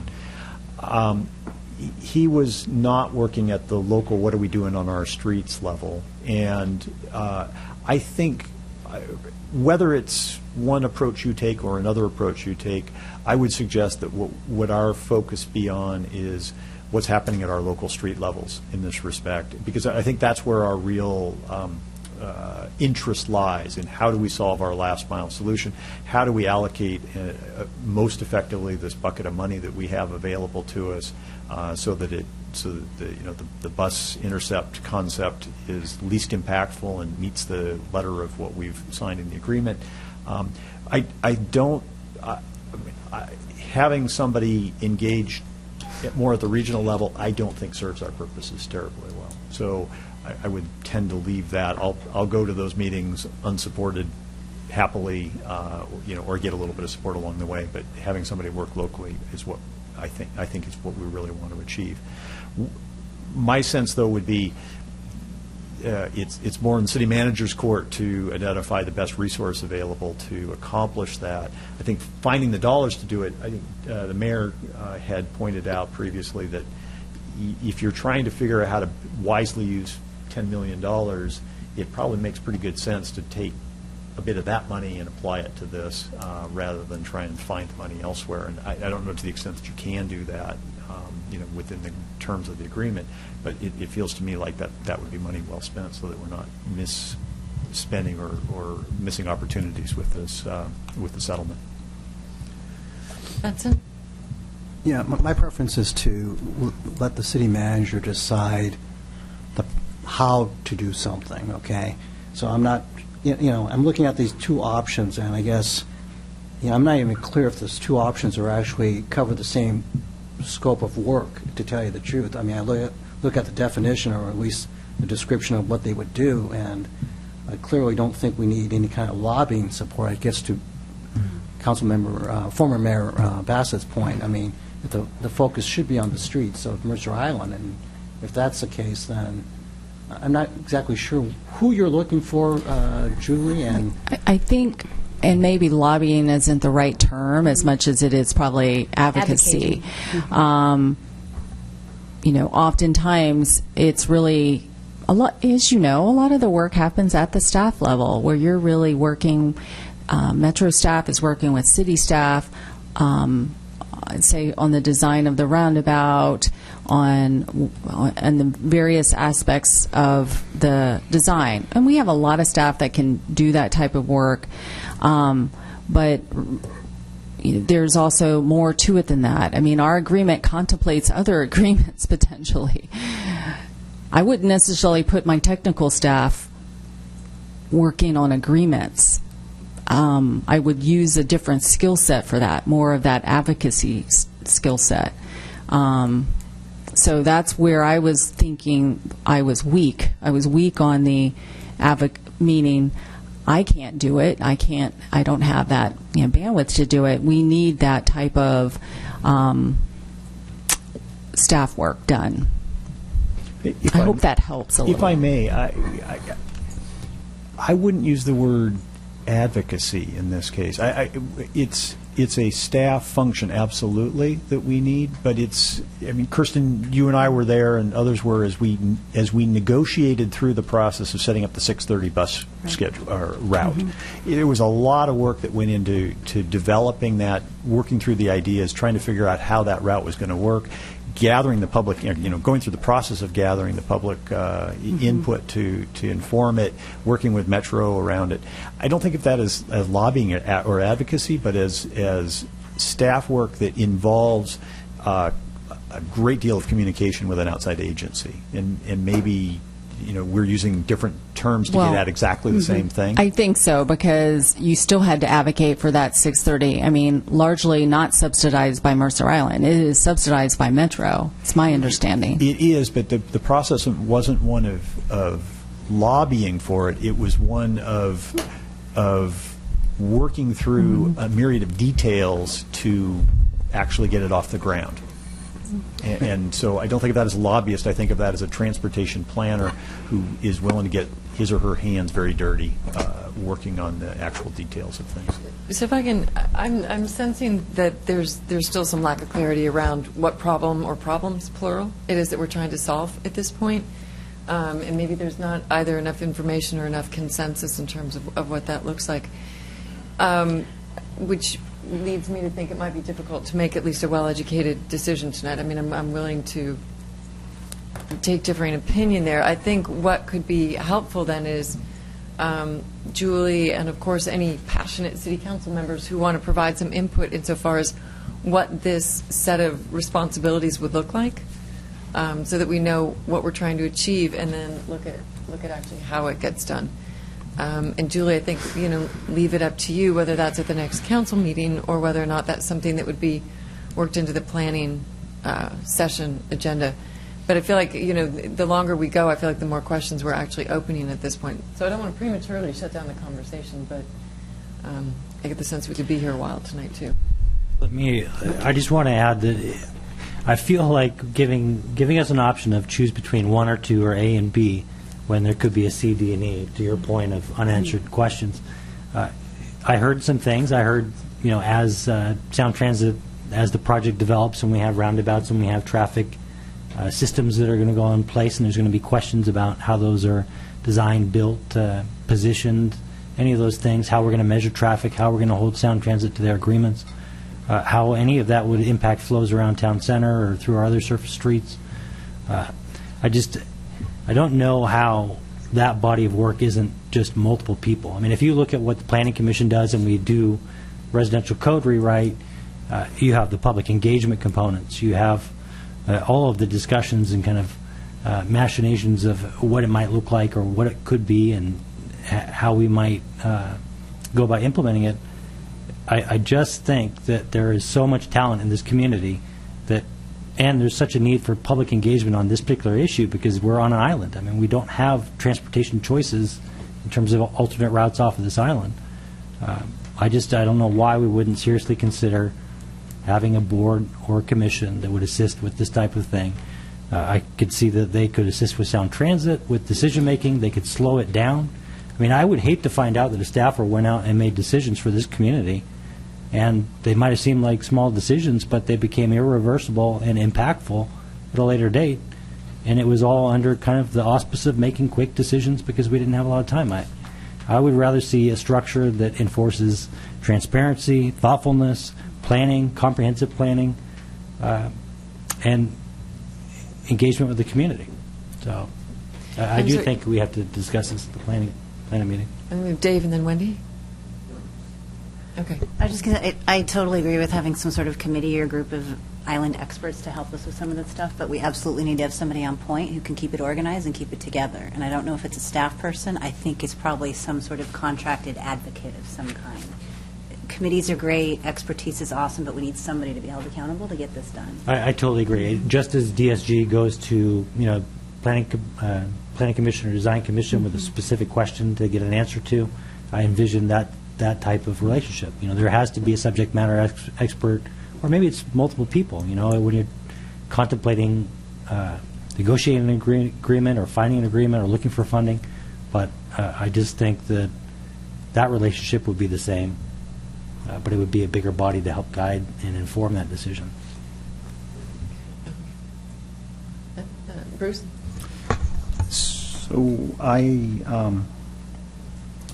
it feels to me like yes, planning session, topic, yes, we need staff support. I get, and I'm thinking staff person, Julie was thinking advocate. You use the word advocate in a slightly different sense, not as a lobbyist, but and so I get it, that we're kind of talking about the same thing, but we're using slightly different terms. I have some trepidation about this transportation board concept in the sense that it creates additional staff work. Boards do, and staff has been pretty clear in articulating in the past that we've got to be careful about the number of boards we have because they create a staff workload. I do think, in my opinion, there are going to be specific targeted opportunities for us to bring the public in and have an active, engaged conversation with those who are expert in aspects of this whole transportation question and use their expertise, absolutely. But I will be resistant to the idea of a standing board or a board that we view as sort of a more generalized body that we want to be going to with any and every transportation issue that comes up. I think that gets us into more downside than upside.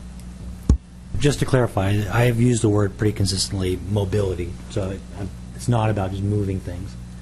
It's about where to put things, how systems relate. It's transit. It's everything mobility. Just to clarify. I think, if I recall correctly, at the planning session, we do actually have a conversation proposed where we would be looking at boards and commissions.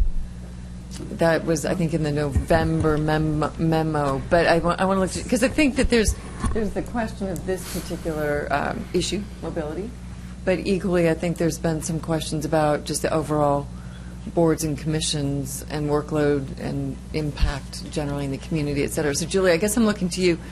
Do you have enough to go on now? Do you need more clarity? And or do we perhaps bring more clarity in the next section when we're actually talking about the planning calendar, and that's where we get into the planning session within the planning calendar? Right, let's do that, because I think what we're talking about really is centered around your number one goal, and that is really around I-90, preparing for light rail.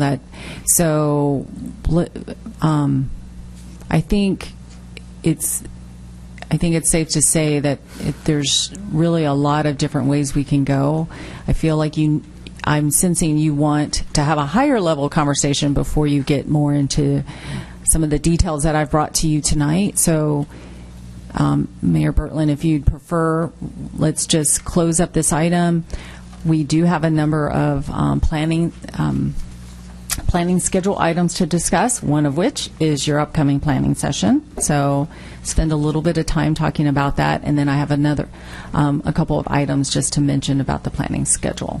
So. Okay, great. Is council comfortable then moving on to the next agenda item?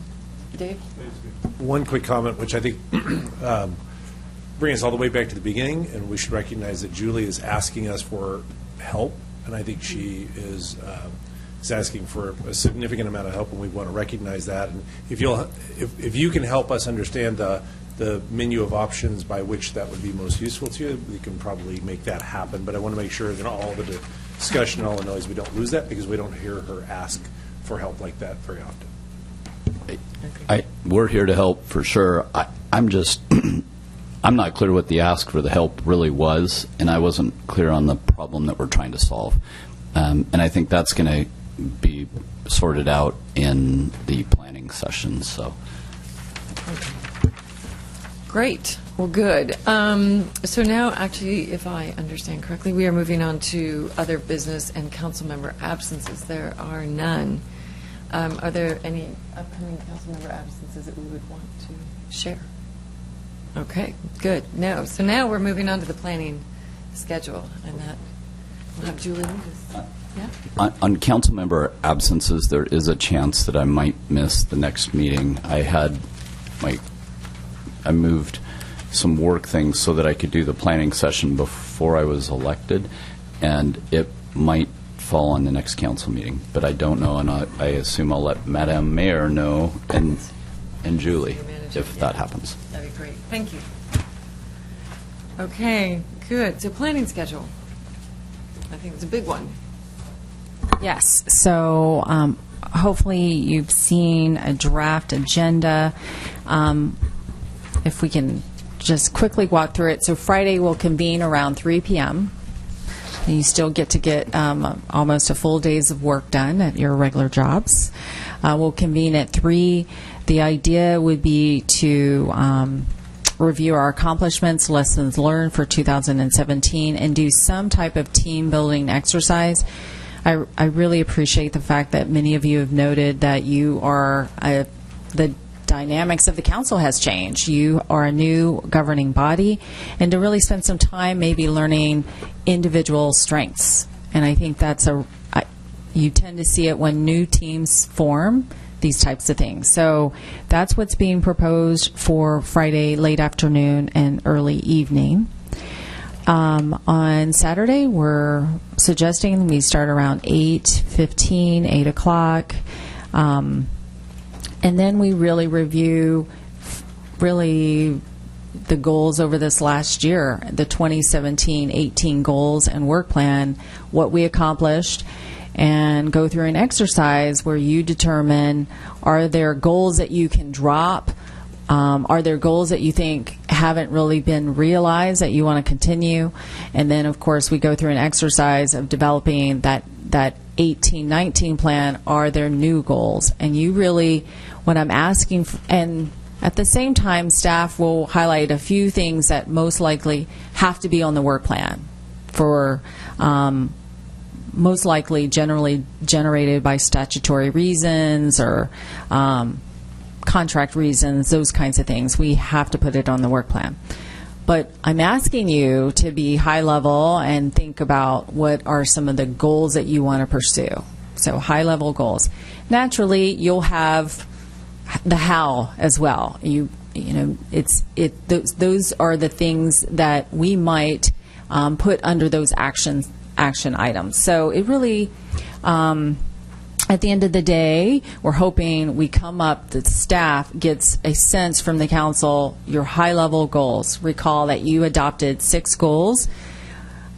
Hopefully we don't have 47 goals, but we have, oh, yeah. Hopefully. You want me to curb my enthusiasm. Yeah, right. No, just calling out your enthusiasm. It's great. You want to get stuff done. But really, you want to have some high-level goals.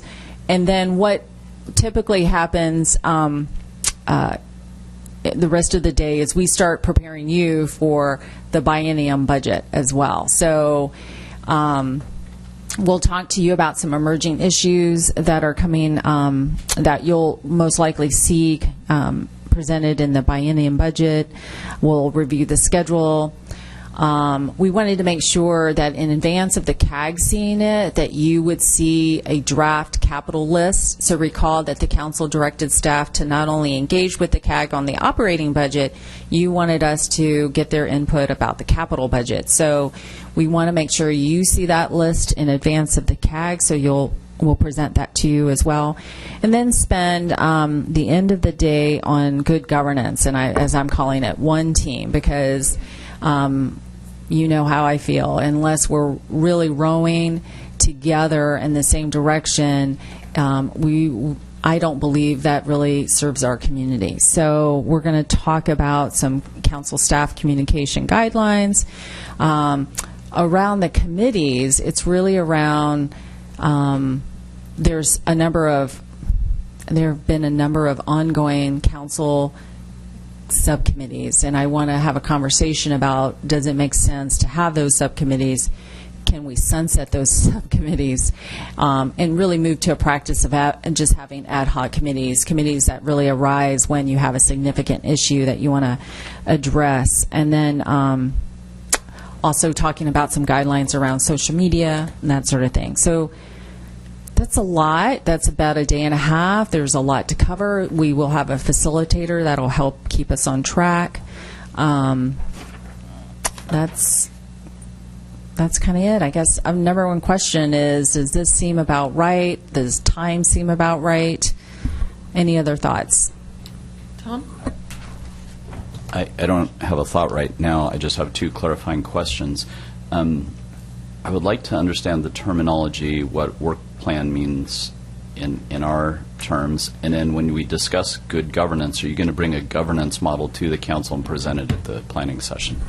No, I wasn't looking more than that. I wasn't thinking concrete like that as much as really talking through how we all agree we're going to operate.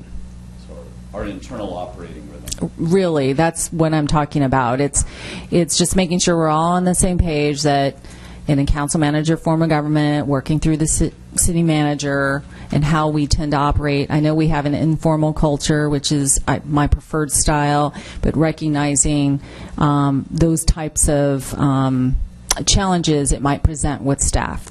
So going through things like that really is what I'm thinking. I just needed to clarify that because governance model means something different to me. And then is work plan what you showed me in your office on your wall? It is. That's my work plan. And then obviously there are a lot of things that staff will do. Hopefully you saw that fit under council goals and various things, but not necessarily I'm going to call out specifically on the work plan.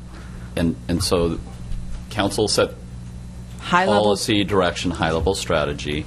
That list that ends up on your wall will be your work plan that you're going to perform to throughout the year, and you want council's input on that work plan for what let's call them there's a lot of stuff that won't be on the list that you just have to do, but your bigger items. Right, exactly, my bigger items, the big, where I know I have to shift and make sure that's a priority for staff.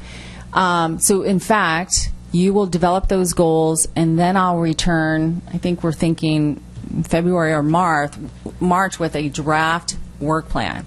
You say yes or no to the action items on there. You approve it ultimately. And then that will feed somewhat into the next budget as well. I guess I have one more question. Sorry, Debbie. Okay. Madam Mayor. I'll get used to that. What tools and processes are we going to look through? So if Tom has a list of 47, you have like 5, Vincent has 10, because there's got to be a facilitated methodology. Otherwise, we're going to wordsmith everything to death, and like a voting process, or how is it going to work? So the way we did it last year, and I think for those of the council members who were there, I thought it worked pretty well. So it was an exercise where it's not, I'm not having you shout your ideas and we're flip charting and we're not doing a dot exercise. Not like that. What I thought worked really well is where you were putting each goal idea on a large Post-it note. You're handing that to the facilitator, and we start putting them into themes. The nice thing about that is I can naturally see, there's 7 Post-its around I-90. Clearly, that's a priority. And so it just gives me a natural, easy way for me to see where the council energy is. And so we start storyboarding those, and then we go through that, and we say, is this a council goal? And we attempt at the retreat to create a goal statement, with the caveat that you generally say, yeah, that's okay, but work on it, is generally feedback I get. And then, but we're able to take those things. Oftentimes, some of the items you identify are the how, not the what you want, not the outcome. And so sometimes those hows, I take those, and sometimes they end up being action items for the work plan. I think, Dave? I was just going to say, Tom, I think for preservation of time, I think having been through it a couple of times, you won't get left behind. You'll be right up to speed. So I think just being a part of that process, you'll understand it completely once you're in there. I'd just like us to be able to do as much as we can before we get in there so we can make the most use out of our time.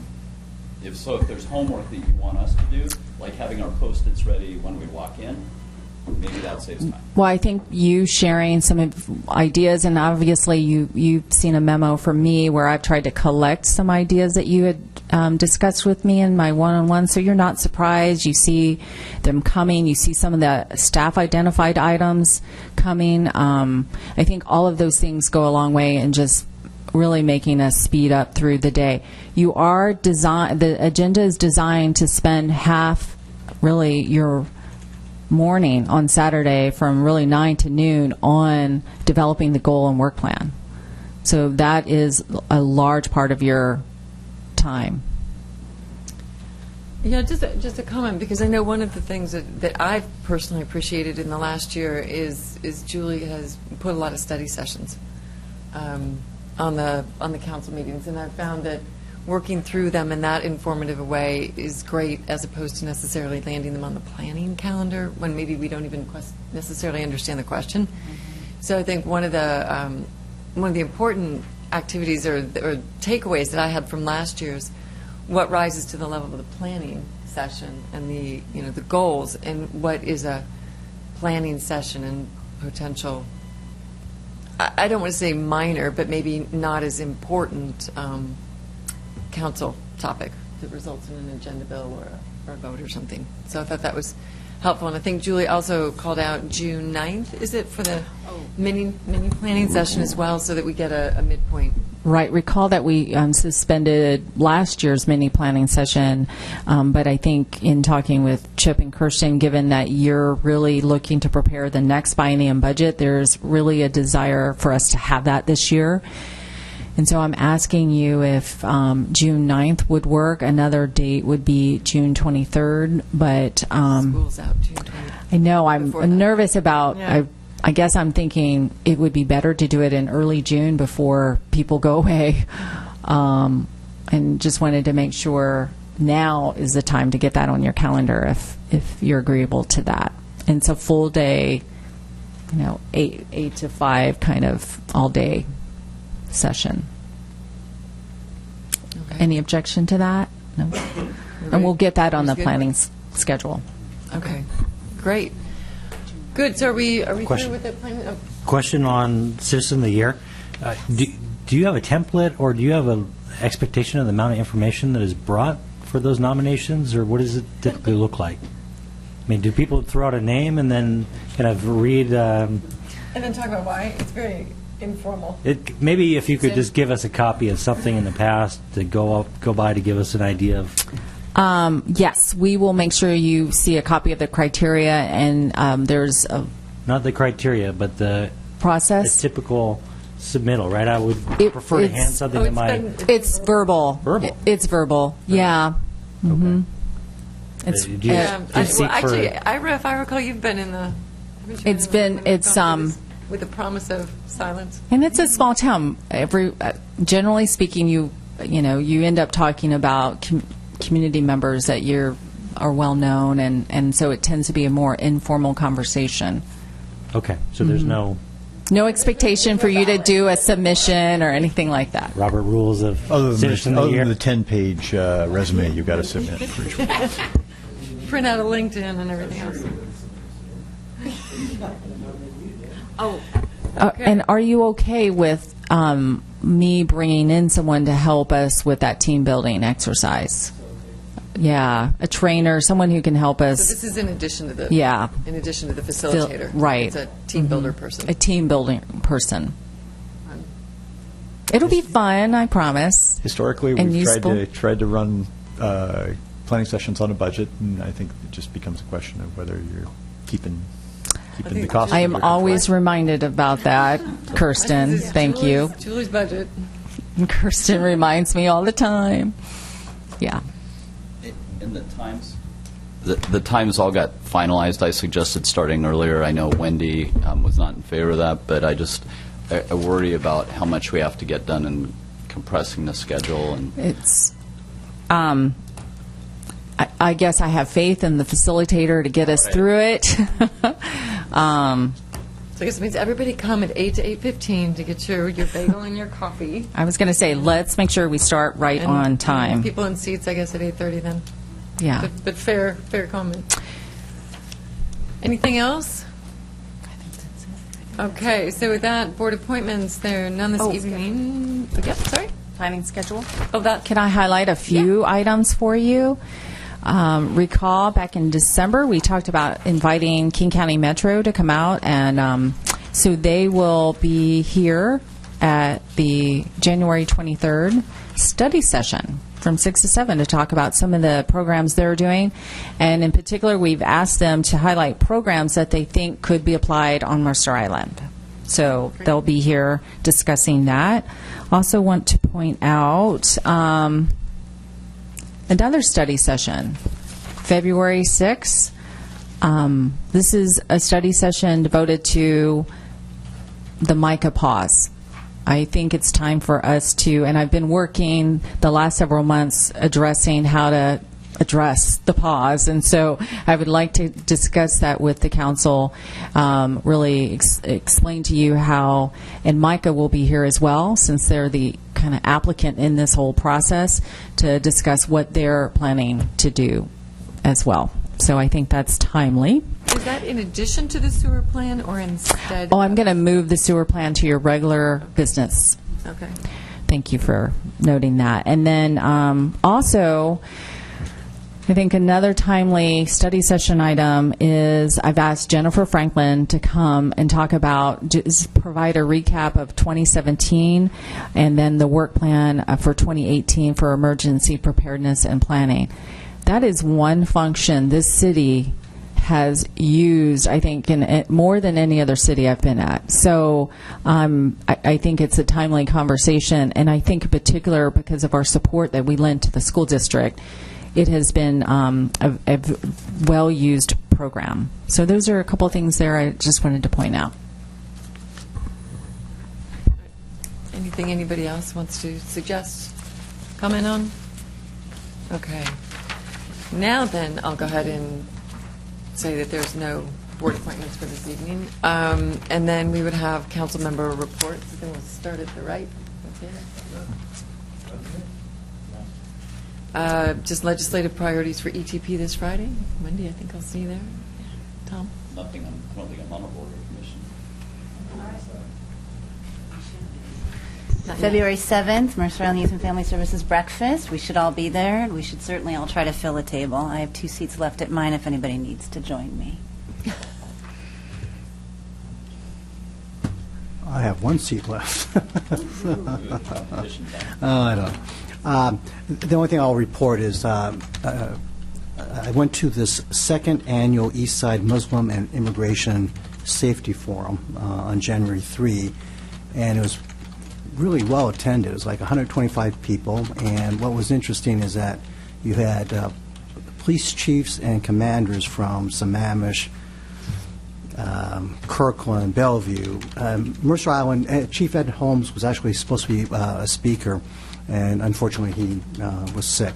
But everybody there was, I think, very impressed with the relationships that are being developed among the police departments and members of the Muslim community. And so I think the presentation is supposed to be available, and I mentioned that to Julie, so hopefully that will be something that perhaps on the city website we can link it to that presentation. But they talked in terms of just safety issues and just, again, trying to assure the various communities that they need to engage with the police department and just be part of the solution as far as preventing crime and just encouraging safety measures. So anyway, I thought it was, again, well attended, and people spoke very highly of Chief Holmes, and they were the other police officers. So next year, hopefully other folks can attend. I think it's a good time to meet different elected officials, and also again, this is a broader community beyond Mercer Island, but again, pretty well attended.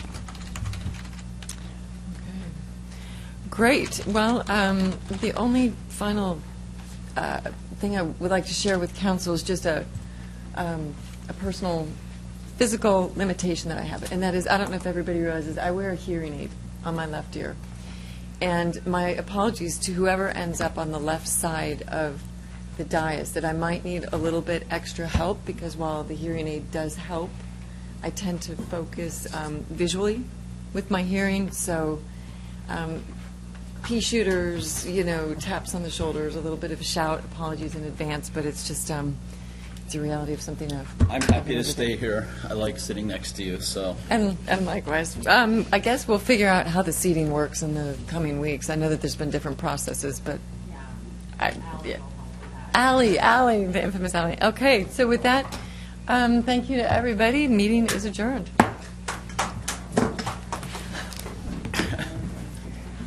Is that for a job well done or Don't glad it's ask. over? Don't ask.